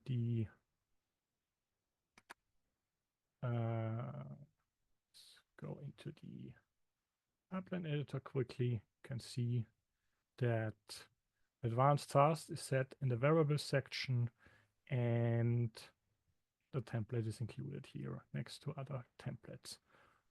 So this is necessary to kick off the scanning. The pipeline runs, and it's enabled. You can also use pipeline execution policies to force the security scan runs outside of the project, so that nobody, like a developer or maintainer, can override that, which is a security and compliance feature. Just wanted to mention that because having security scans running, and especially with Advanced SAST, reducing false positives, it's super important to actually take care about them and not put security on the backlog, I would say. For explaining the vulnerabilities, we also thought of, okay, explaining the vulnerabilities and generating source code is nice, is helpful, but what could be the next iteration of that? And this is actually what we call vulnerability resolution with GitLab Duo, so that the action generates or creates a merge request automatically, then kicks off the pipelines and everything else again. Also with regards to testing that no regressions happens and so on. And I, as a developer, I, as a security engineer, platform engineer, can review the merge request and go ahead with approving, merging, reviews, what else is needed, and then focus on feature implementation or other work that's currently pending. We want to try that out. So in order to use it, again, in the vulnerability overview, so secure vulnerability report, let's again click here, filter for the tool, filter for Advanced SAST, click outside to apply the filter, and again open this specific vulnerability to again land into the overview of the vulnerability and our dropdown on the right hand side or right upper corner. And instead of explaining, we want to resolve with AI. By clicking on that, we will trigger the creation of a new merge request. Might take a while. So what happens here is the context of the security report and the source code or the affected lines are put into the context of the LLM, and then it generates like an analysis and a proposed fix, so like a diff for the file, and then triggers in the background the merge request creation with all the different details, like creating a new branch, git commit, creating the description, summaries, and so on. And as you can see, it generated the merge request. It also notes that this is an AI-generated fix. So there should be caution when looking into it and say, hey, I applied this blindly. Because it might be the case that the fix is not 100% correct, or it needs alignment into your development style guides, or there's a specific other workflow required in order to fix vulnerabilities. But we can inspect the changes, and we can see keeps the code I indent, and changed the SHA-1 into a SHA-226, which is like a more secure modern version of it, and just shows how simple it is, or like how easy it is to fix these vulnerabilities and get some help. So I don't need to open my my IDE again. It does not merge automatically. So in this case, I have a merge request, and I, as a developer, for example, so GitLab Duo generated that, I can, for example, assign myself as a reviewer, and then, for example, click here, and then follow up with a code review. If I would love to have that automatically, there's certain ways to automate that. So using the REST API, for example, and other integrations. But this follows typically the GitLab workflow with the merge request, kicking off tests and so on, code reviews, and once it's approved, it can be merged. Okay. Do we have something else?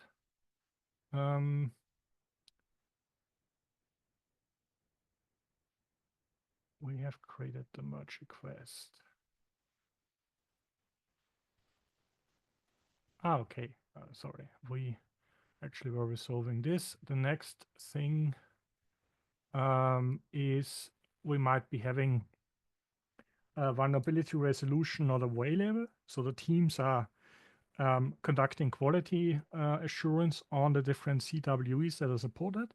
And sometimes the quality thresholds are not met yet. So we will be looking into a different vulnerability that cannot be fixed automatically yet, but still consider AI to help us solve that problem. Another example would be that it's too complex, or it involves different dependencies or different other things. We should look for the resolve authorization bypass issue. And for that, we can look how code suggestions work.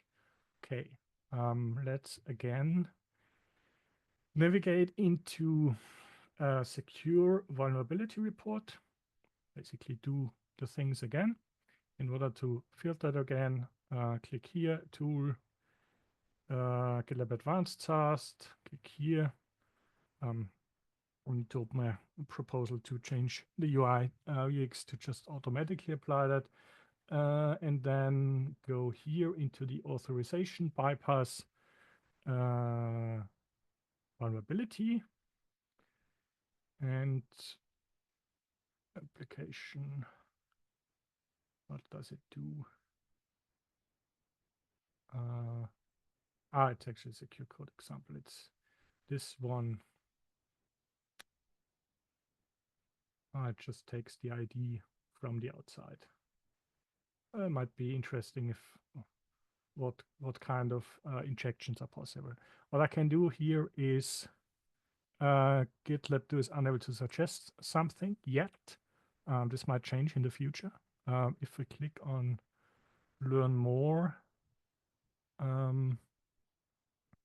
we can see that there is a list of supported CWEs, and the one we have here is not yet supported. But what we can do is we open the file here by clicking on that link, which brings us into the source code view.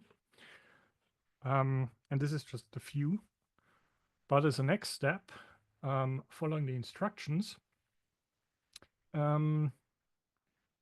want to edit that file. So we are currently here.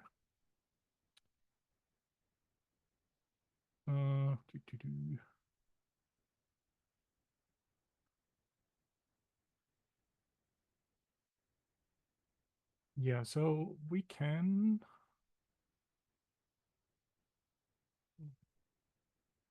actually, sorry, not this one.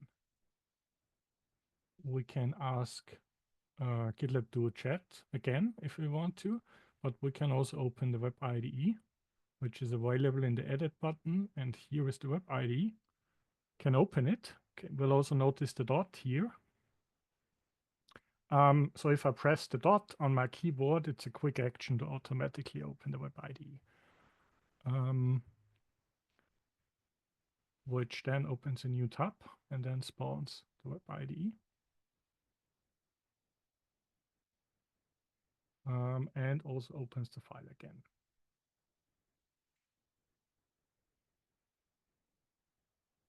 And actually we went this line. So what I could do here is, for example, comment that out and say, use a comment or hash, implement this securely. I mean, this is a bit of a workaround now. And then press enter to trigger code suggestions. And this could be a way to kind of fix the problem. Another route could be to say, I ask GitLab do a chat about it and say, please fix the problem or fix the vulnerability or help me fix that. Just quickly checking the authorization. On the left-hand side. Okay. And use.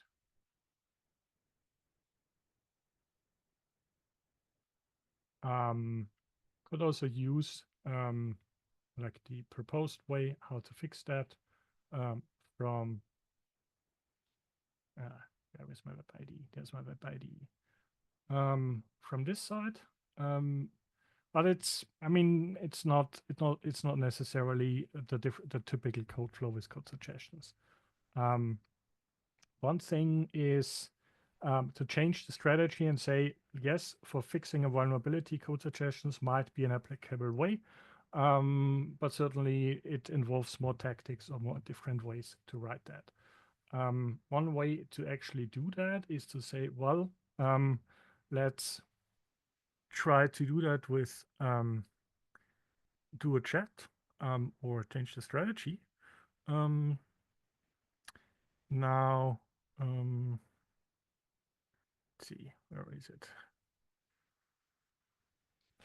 Let's put that back in. And the great thing here is, here in the web IDE, we also have GitLab do a chat available. Let's see. No,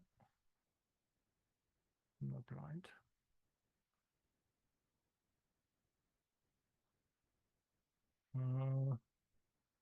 For some reason, I'm missing the icon here. But there is also, if you're used to Visual Studio Code, because the web IDE is based on Visual Studio Code, but in the browser, you can open the command palette, and there's a shortcut on macOS. It's Command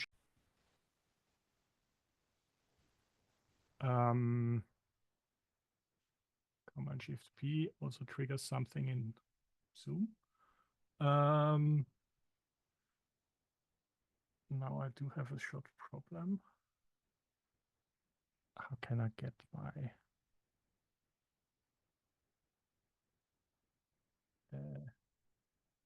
what is this?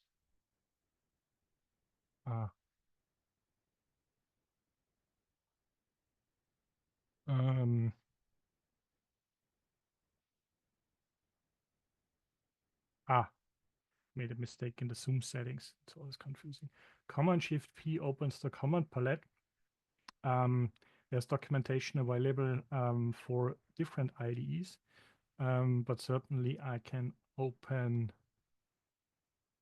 Duo Chat or Open Chat.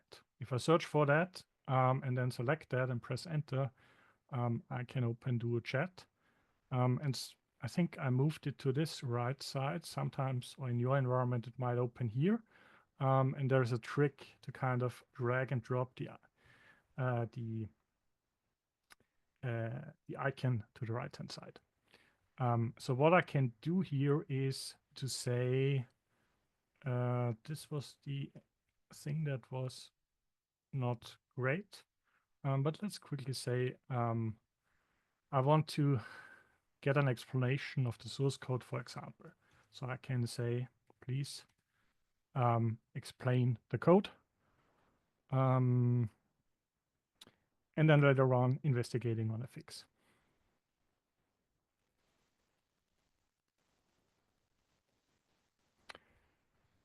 Meanwhile,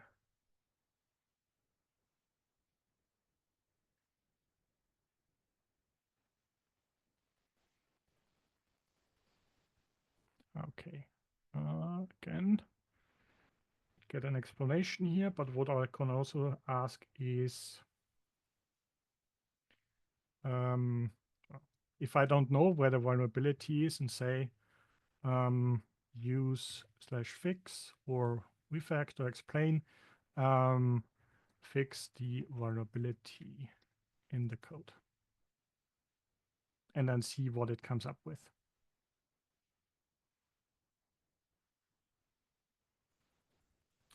Not sure if this is exactly outlined here, but certainly /fix was added in, I think, in 17.5 or 17.6, so it's also available for you to use. In a bit, we will do more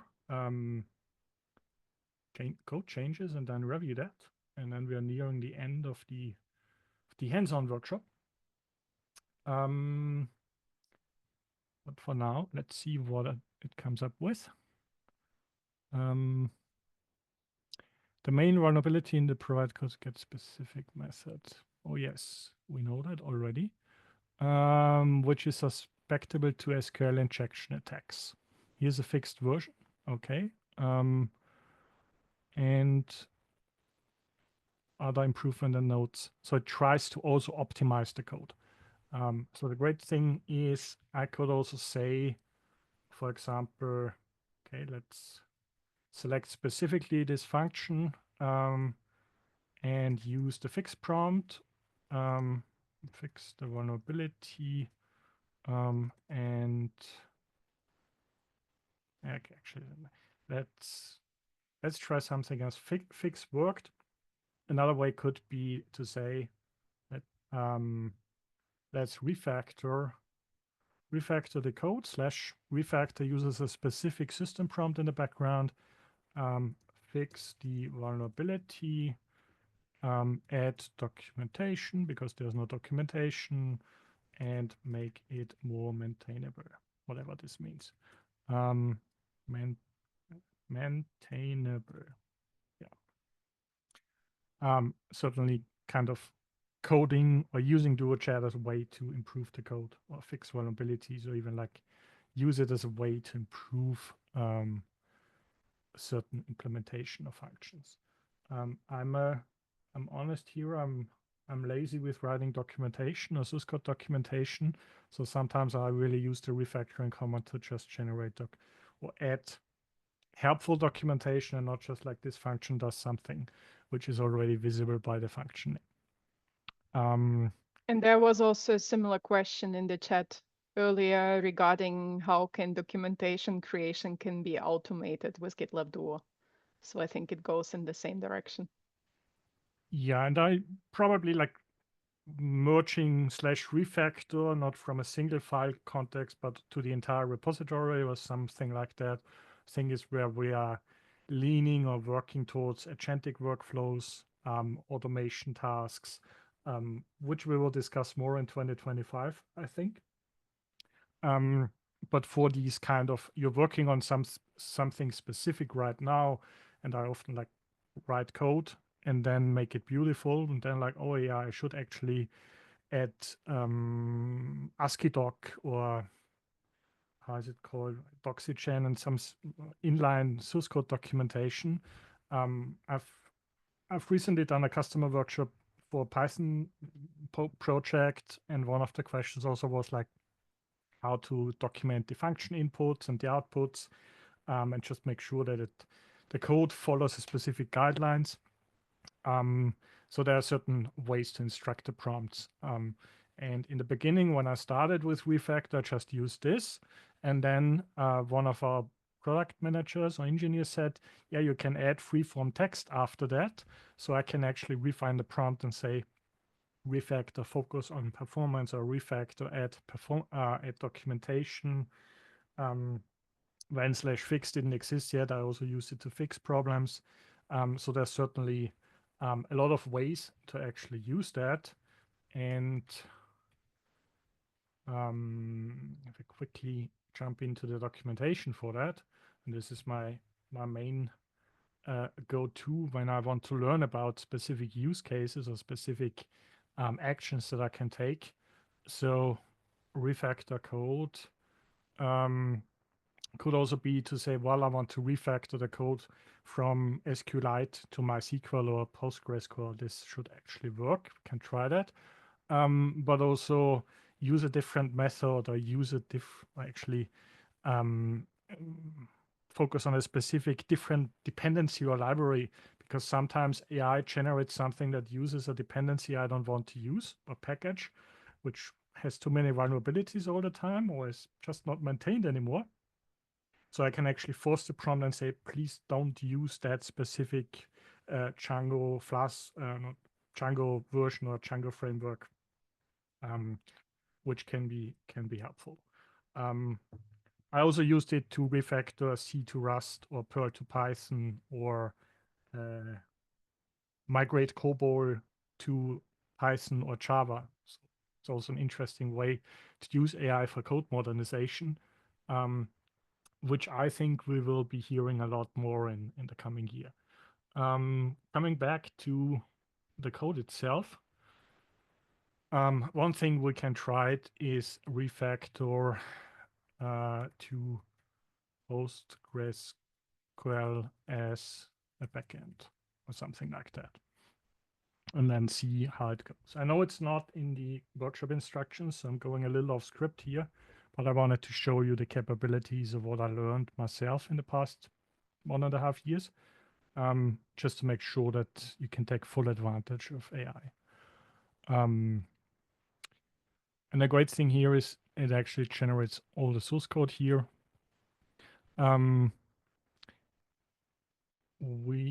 It's already object-oriented code, yes. But if, for example, I would have some source code that is top-down spaghetti code, sort of, I could also ask refactor into object-oriented code, or OOP, and then it comes up with some classes. So I use that with my Python scripts that I created a long time ago to modernize it and make it more testable and maintainable.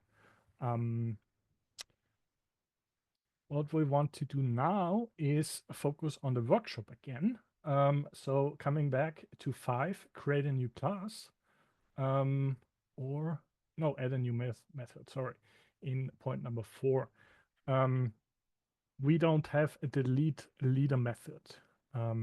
So we need to get rid of fake records. Okay. So we want to use code suggestions for that, or chat, depending on what our strategy could be. Get specific function to generate this function. Okay. Let's move our cursor after the get specific function. And you can see that GitLab Duo chat GitLab Duo code suggestions get triggered. And now I have a proposal, but I don't want to have that proposal here. I want to start with a hash and add a comment, add deletion method or something like that, press enter, and then wait for code suggestions to generate something like that. I can accept that, and sometimes it doesn't really follow up on the indent, so I usually report that into the code suggestions feedback issue. But for now, leaderboard destroy, def rescue. I think it looks good.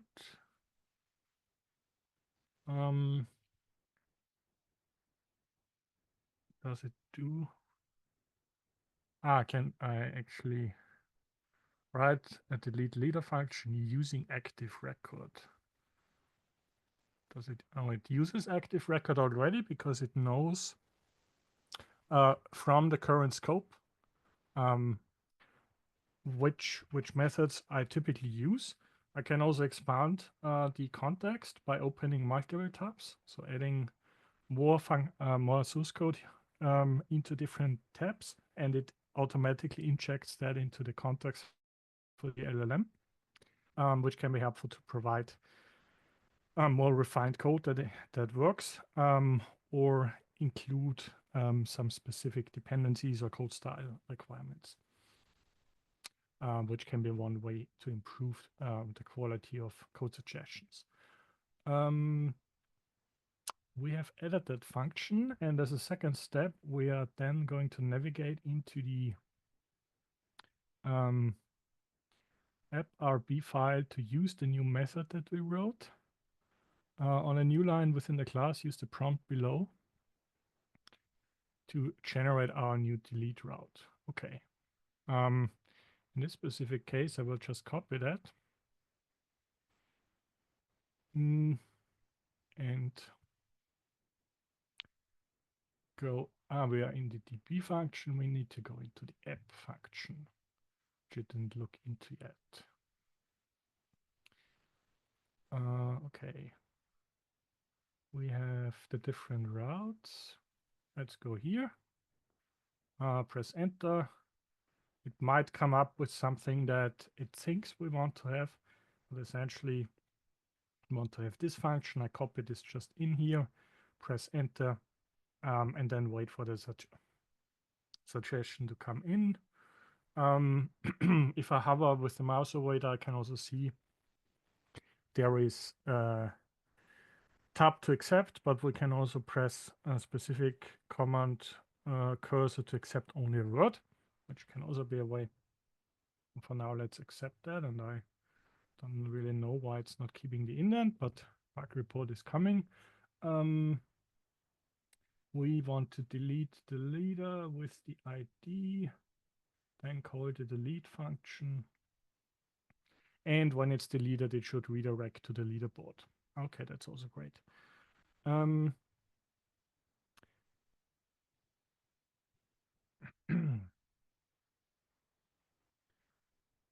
hope that worked for everyone. We won't commit it yet because we want to focus on some other tasks to work on.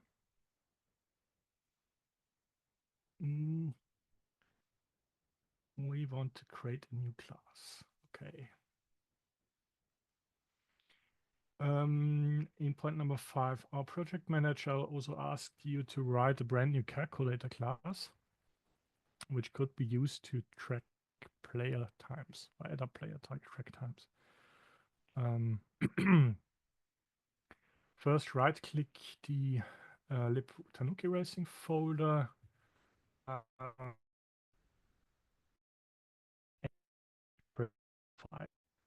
Name it calc.rb. We then want to add the prompt below to let code suggestions know what we're trying to write. Okay, let's try to quickly do that. Copy that first. Change into the web ID again. And here in lib Tanuki Racing,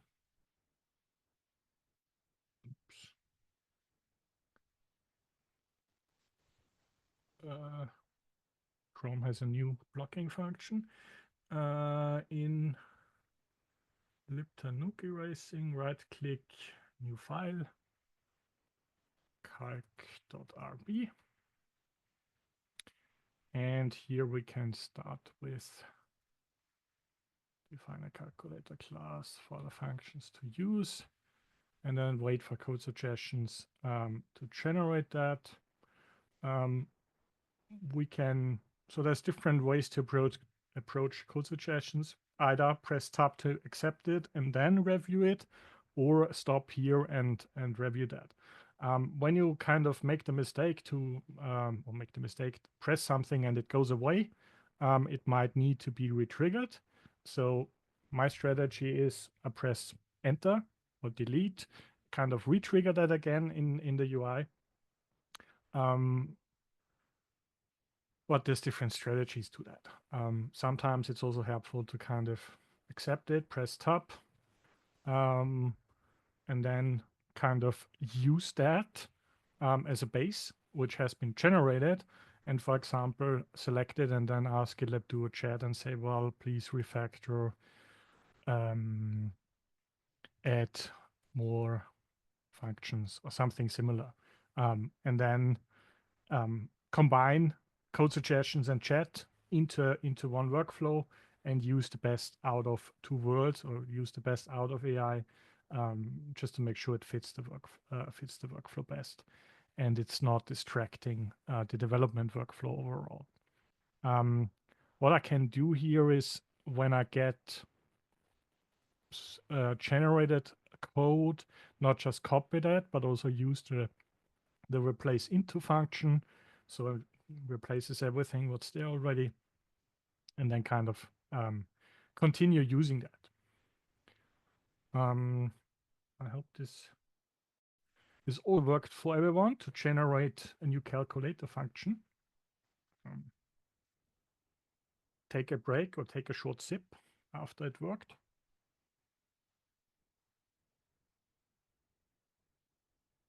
I also see there's a question in the chat if you can use GitLab Duo on a self-hosted GitLab instance. Yes, that's possible. By default, you need a cloud connector to the GitLab SaaS or GitLab.com AI gateway, which sends the prompt over secure connection to the GitLab.com SaaS models and then comes back with the responses. If you don't want to do that, self-hosted models are currently in beta and will be in GA soon, which means you can use or you can self-host the GitLab approved models in your data center or in your private cloud, which could be, for example, AWS Bedrock or Azure OpenAI, and then keep everything secure in your DM set, in your network, and so on. So there are different options available. Let me quickly, GitLab Duo self-hosted models. I have been doing a lot with that in the past. So working closely with product and engineering on that. There's documentation on it, and you can see it's in beta. Needs GitLab Duo Enterprise for that. If you have further questions, I would recommend reaching out to your account manager or to our sales team and discuss how to get that into your environment. But certainly the documentation is there to provide an entry point. I also have a slide later on which has even more resources on that. For our workshop, let's see. Code suggestions worked. There are other code suggestions examples available, which we can look into. But I think there's an important step here. In 5.7, now we want to commit and push this code to a merge request branch. So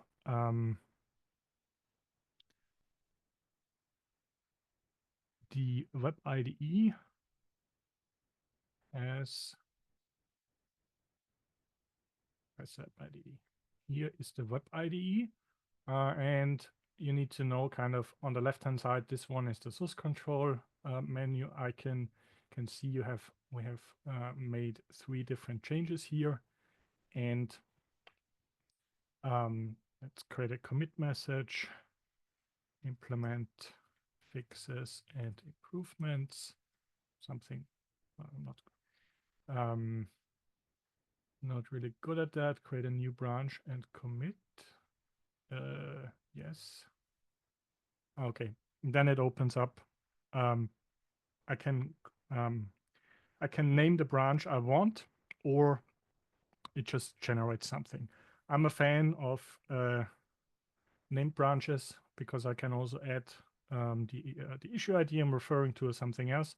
So add fixes, improve code, something like that. Then I can see that it creates a merge, that it offers me to create a merge request, which I can click here, and it opens the new merge request form in the UI, similar to how you would push something from the local IDE to the remote. Create a merge request in GitLab.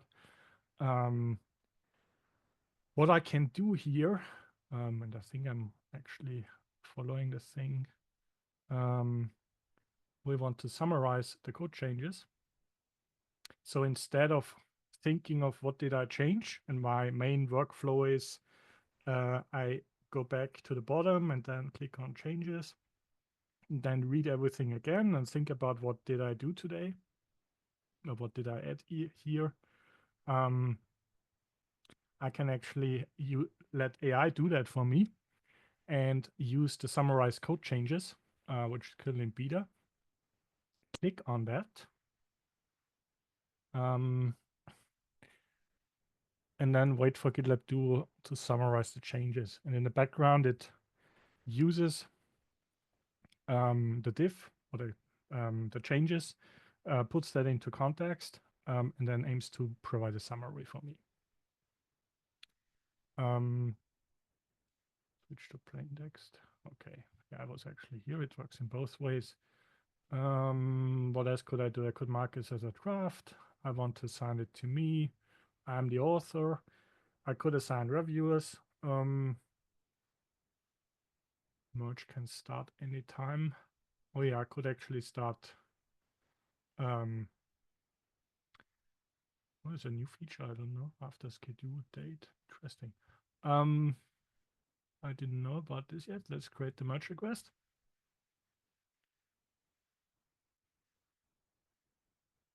And I can see the pipelines are running.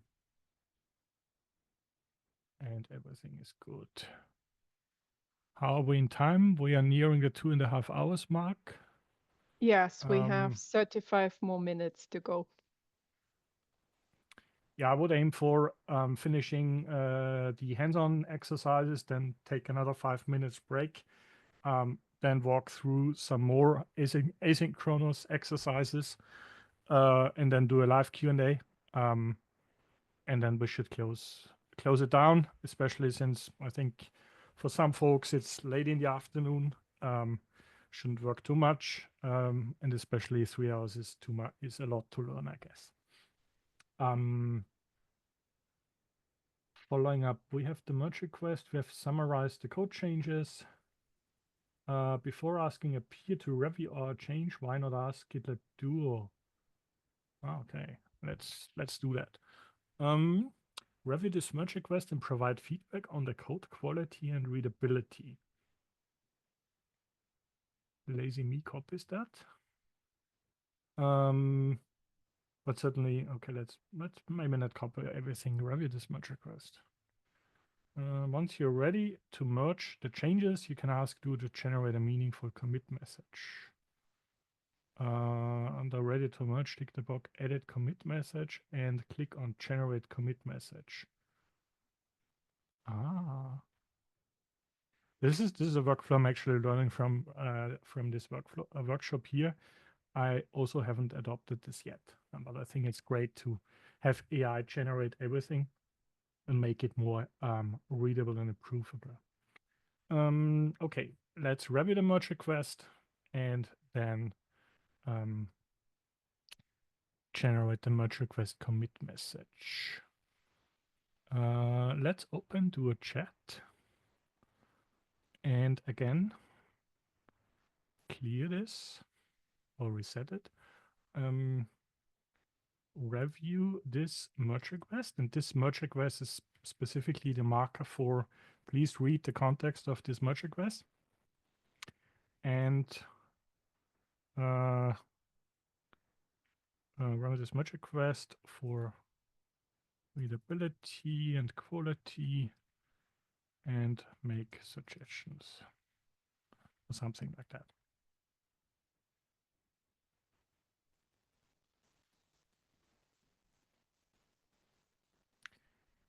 And there's also a feature that the teams are working on.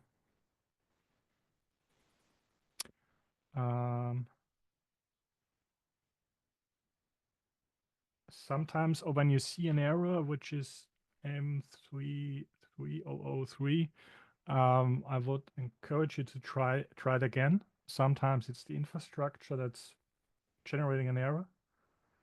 If you tried it already a few times, do a hard reset of the browser window or browser session, like Command R or something. I've seen it myself. I do know there's a troubleshooting section for do a chat troubleshooting, something like that.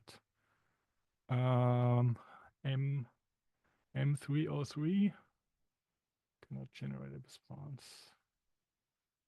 Maybe it's also a permission error or the session has expired. Okay.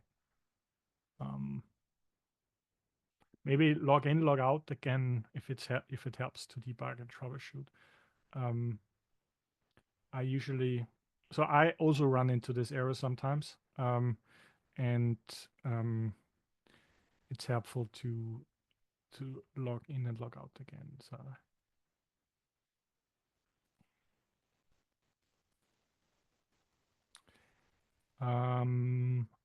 Where is my chat window? This is the chat window, sorry. Too many tabs open now. It reviewed the merge request. Description clarity.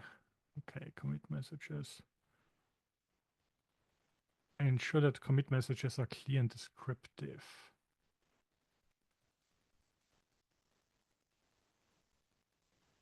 If the chat takes quite a long time, you can also kind of stop it and start it again.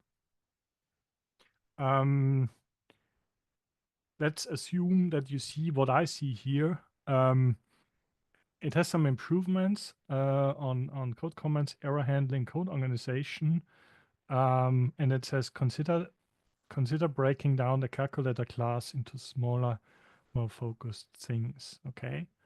Can you help with 5? This is not in the instructions, but it can be helpful to immediately challenge the response and say, well, you said it should be changed. How would you change it? And then make up my mind if I really want to do the changes. And then continue the conversation and say, well, thanks for that. Maybe let's focus on the error handling, or change into a different scope, or open the local IDE and then say, okay, I'm focusing on fixing and refactoring now based on what I learned.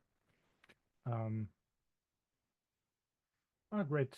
Restarting the browser helped. Yeah, sometimes it's similar to like earlier days. Windows is broken. You just restart the computer and not waste too many hours to debug it. Okay, the last thing to finish the lab or finish the exercise would be to generate a commit message. Okay, under ready to merge. We have edit commit message. Nice. This would be the commit message by default, and we can use GitLab Duo to generate that. Let's see. add delete functionality in enhanced calculator class. It summarizes the changes. Commit message was generated by GitLab Duo. This actually looks great. Let's insert that and hit merge.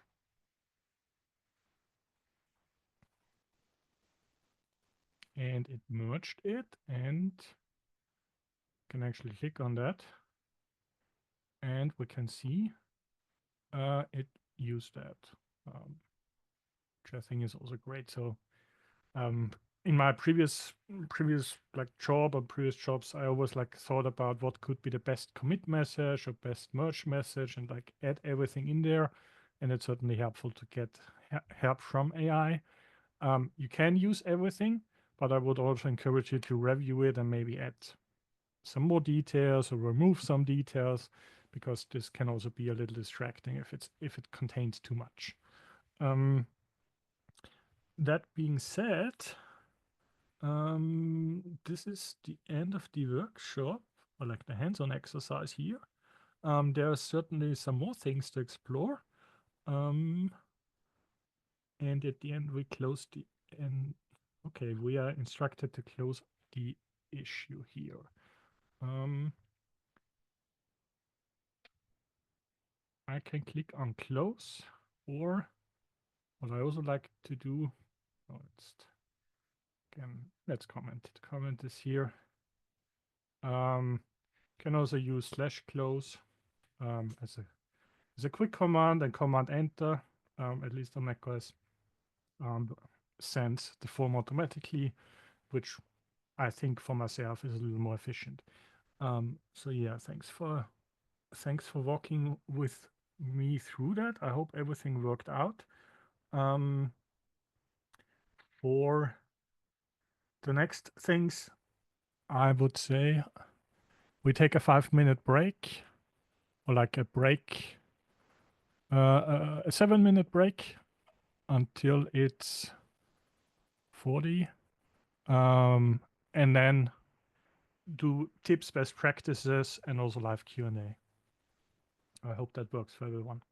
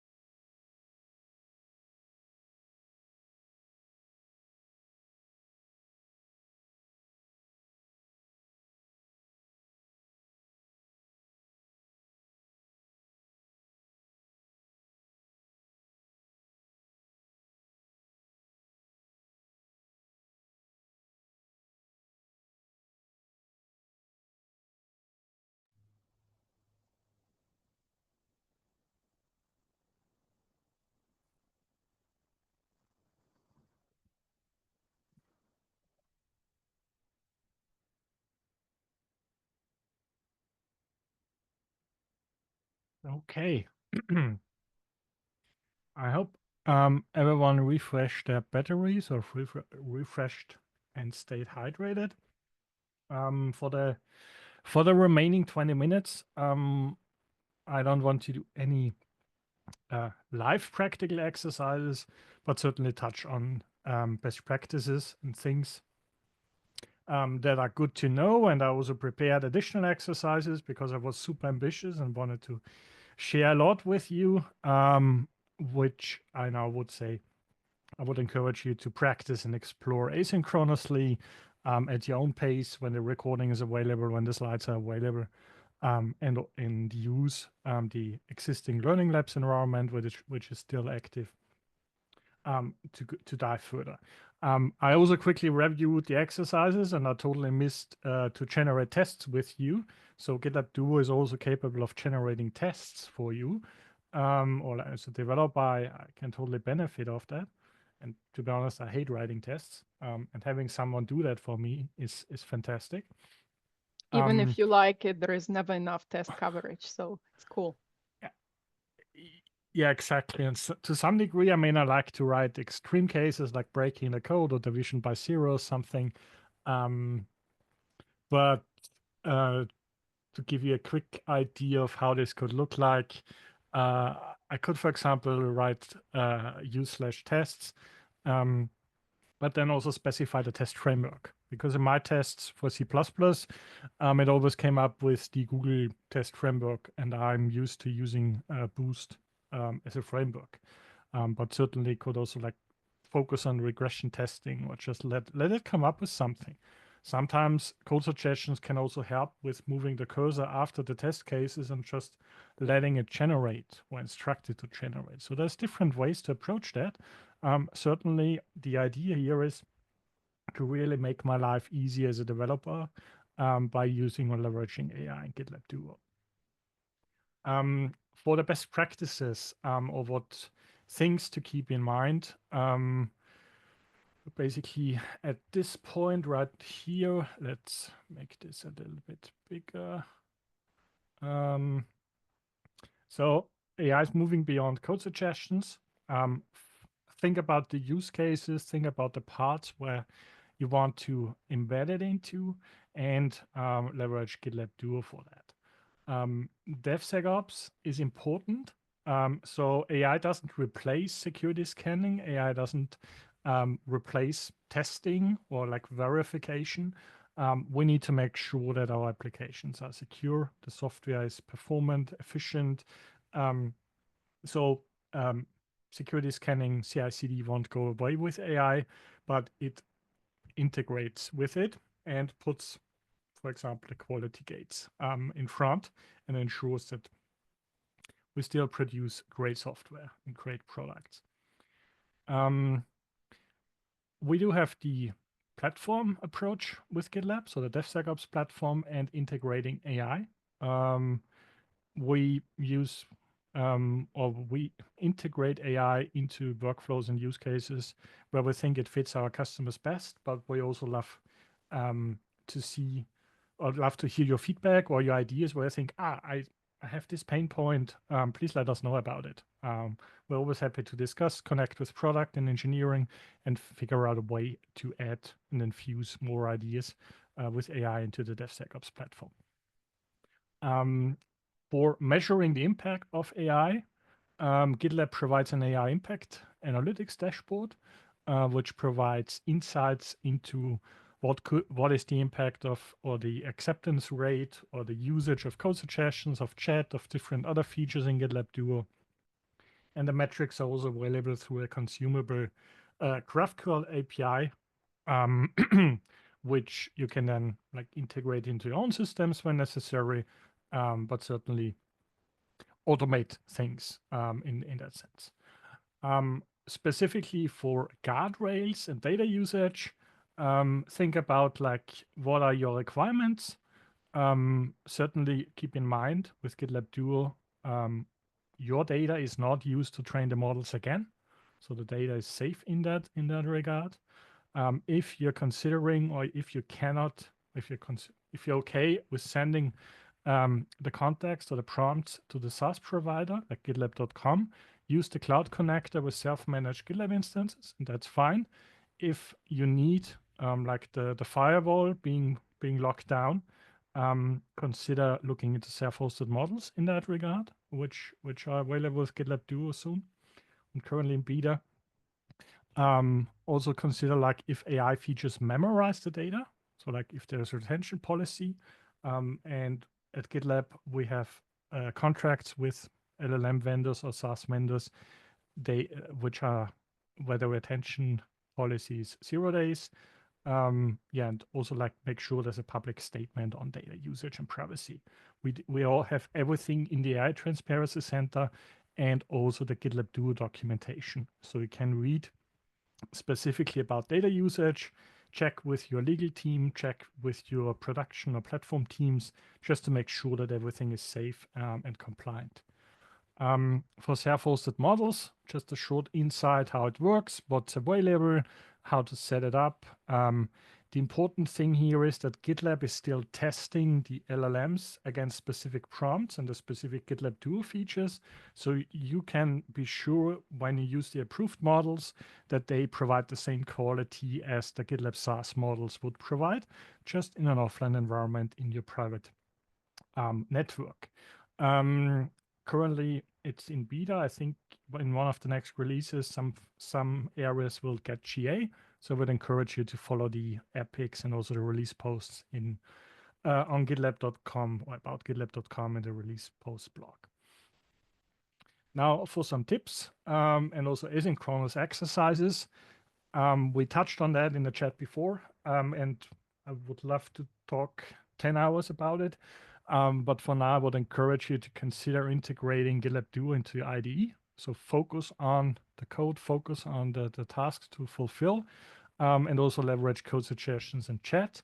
There's the editor extensions available for different IDEs, including Visual Studio Code, JetBrains IDEs. Android Studio is also supported based on IntelliJ, Microsoft Visual Studio, NeoVim. So if you want to use code suggestions in NeoVim, that's also possible. And also certainly the GitLab Web IDE, which is available in your browser at your fingertips, if you will.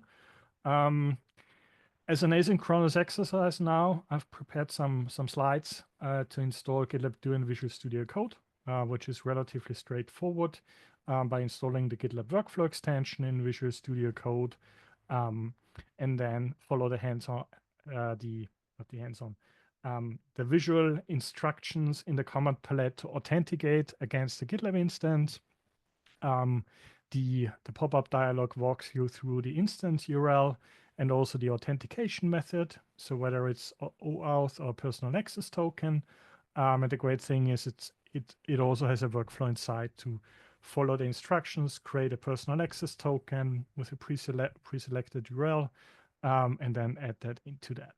At the bottom, if you're using the GitLab extension 536, which is what I'm using, you will also see like the active account. So you can immediately verify that you're logged in and authenticated, and then continue working with GitLab Duo Chat.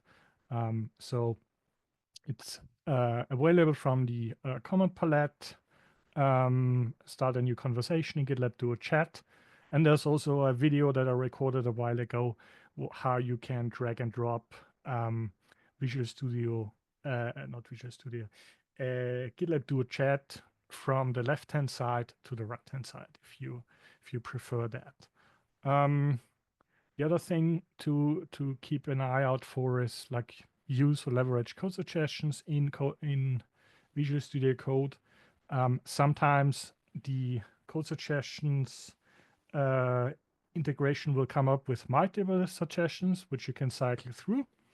Other than that, it's really just trying practice it, embed it into your workflows, and the more you practice, the more advantages or the more tips and tricks you will learn. And then for continuing using the Tanuki racing application, because right now we've implemented code, but we didn't see anything yet. You can clone it locally and then inspect specific files to get an idea how to run it locally, either by building a Docker image or installing some Ruby gems. This is for you to explore. Join, for example, forum.gitlab.com, the community forum, and tag me there as well if you have any questions around this. But certainly explore and fire up the Tanuki racing application. There's certainly more ways to fix and refactor things in there. And if you're curious, you could, for example, also refactor the front end into Vue.js or React.js or something different. Just a good way to test and test and learn. For Duo use cases or specific chat prompts, this is what I mentioned earlier. There is just quickly open this up. There's a blog post available with best practices for using GitLab Duo Chat, which I wrote a while ago. It's a long read, so I would recommend bookmarking it, but you get all the best practices how to use GitLab Duo Chat to your advantage. And again, learning and practicing. The same goes for code generation. So you can actually instruct or create a prompt to generate long blocks of code. And if you want to learn more about this, I wrote another blog post a while ago, which also dives deep into code suggestions, code generation, combine it with different workflows, and so on. So there's also some videos inside, which can be helpful. More context. We practiced this file or this merge request already, but there's more like OpenTabs and also repository X-ray, which provides a dependency lookup to add more context for code suggestions.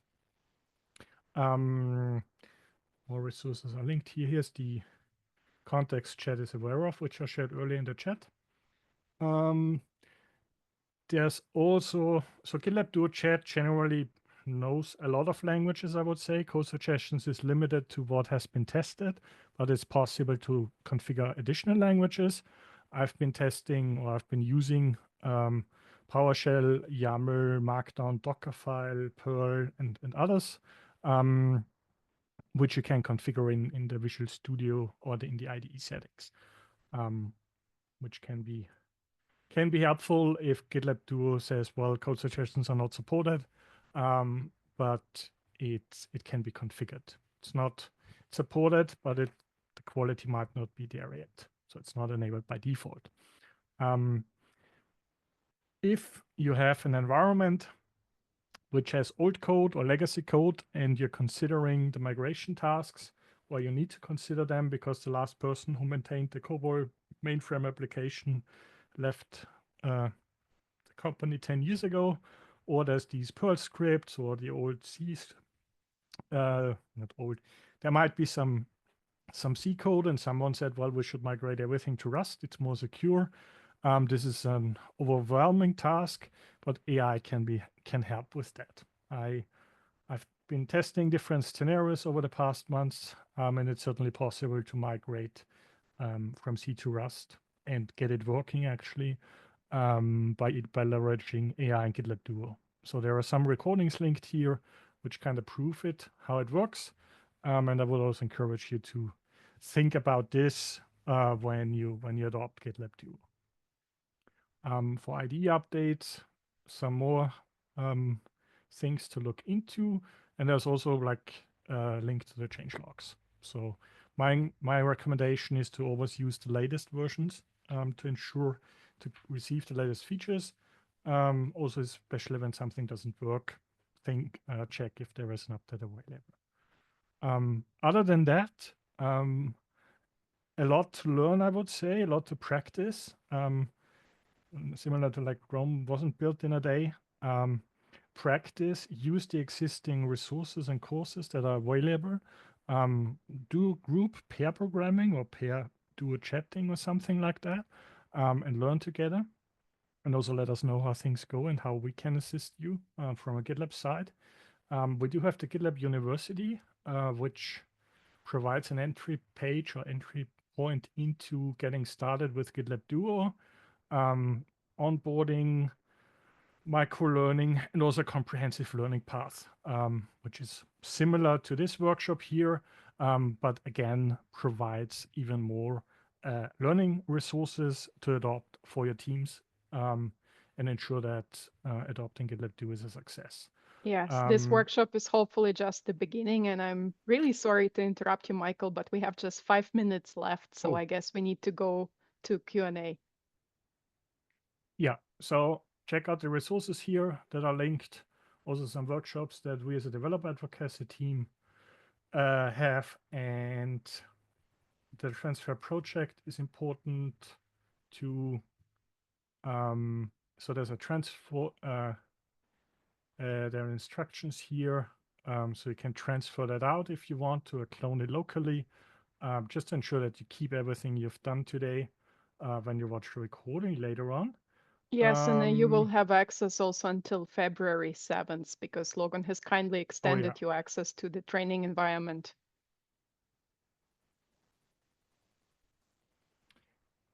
Okay, perfect. Thanks. Yeah, GitLab Duo and GitLab Duo Enterprise are available, and we have the live Q&A here.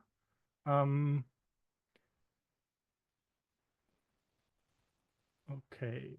Do you have any, like, I didn't watch the chat so often. Do we have anything specific or any? I guess there are no new unanswered questions from what I can see. If anyone does have a question, though, feel free to throw it in the QA section. We can just answer them live. Yes, that would be very helpful. We can also stay for just a few minutes longer in case there are a lot of questions. Happy to help. Yeah, and if there are no questions, or until we wait for questions, I would also love your feedback. So we have prepared a short form where we would love to hear from you how the workshop went, what we can improve, what you would love to hear next, or what different learning goals you have, or anything you're willing to share with us. Would be amazing to hear, and please be honest. So, like, I would love to get at least one thing that I can that we can improve in the future. And we have the first question. So what are the steps to transfer this workshop project to my account?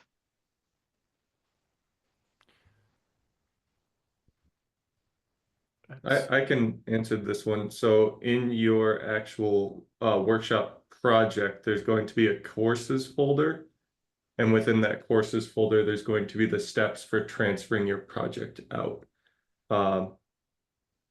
So courses, transfer project, transfer MD, and that's going to house all the steps for you to actually move this to your personal namespace, a place you want to share it, etc. Because after February 7th, this group will be torn down.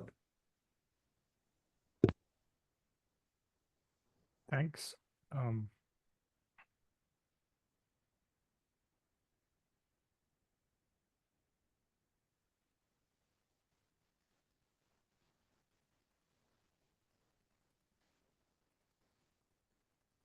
And there is some feedback. Thanks for this intro. I have a better understanding of both GitLab Duo and DevSecOps capabilities of GitLab. Lots to practice. Thanks. Yes, thank you so much, Michael, for this very engaging workshop today. I guess we all learned a lot.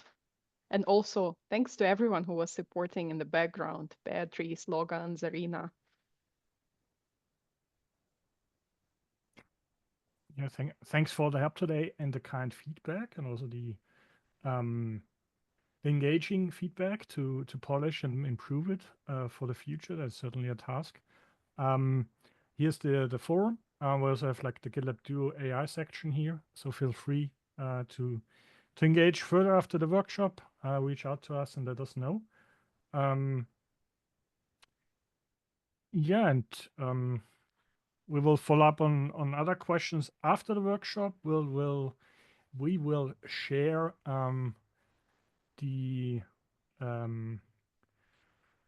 we will share the slides, the recording, and all the information with you shortly. Just at least give me some time to get my voice back. So after 3 hours, it's a little, but we will work in the background to make sure to deliver everything to you. Yeah, let us know how your GitLab Duo adoption and AI adoption story goes. Would love to hear your success stories and how we can help. That being said, see you next time.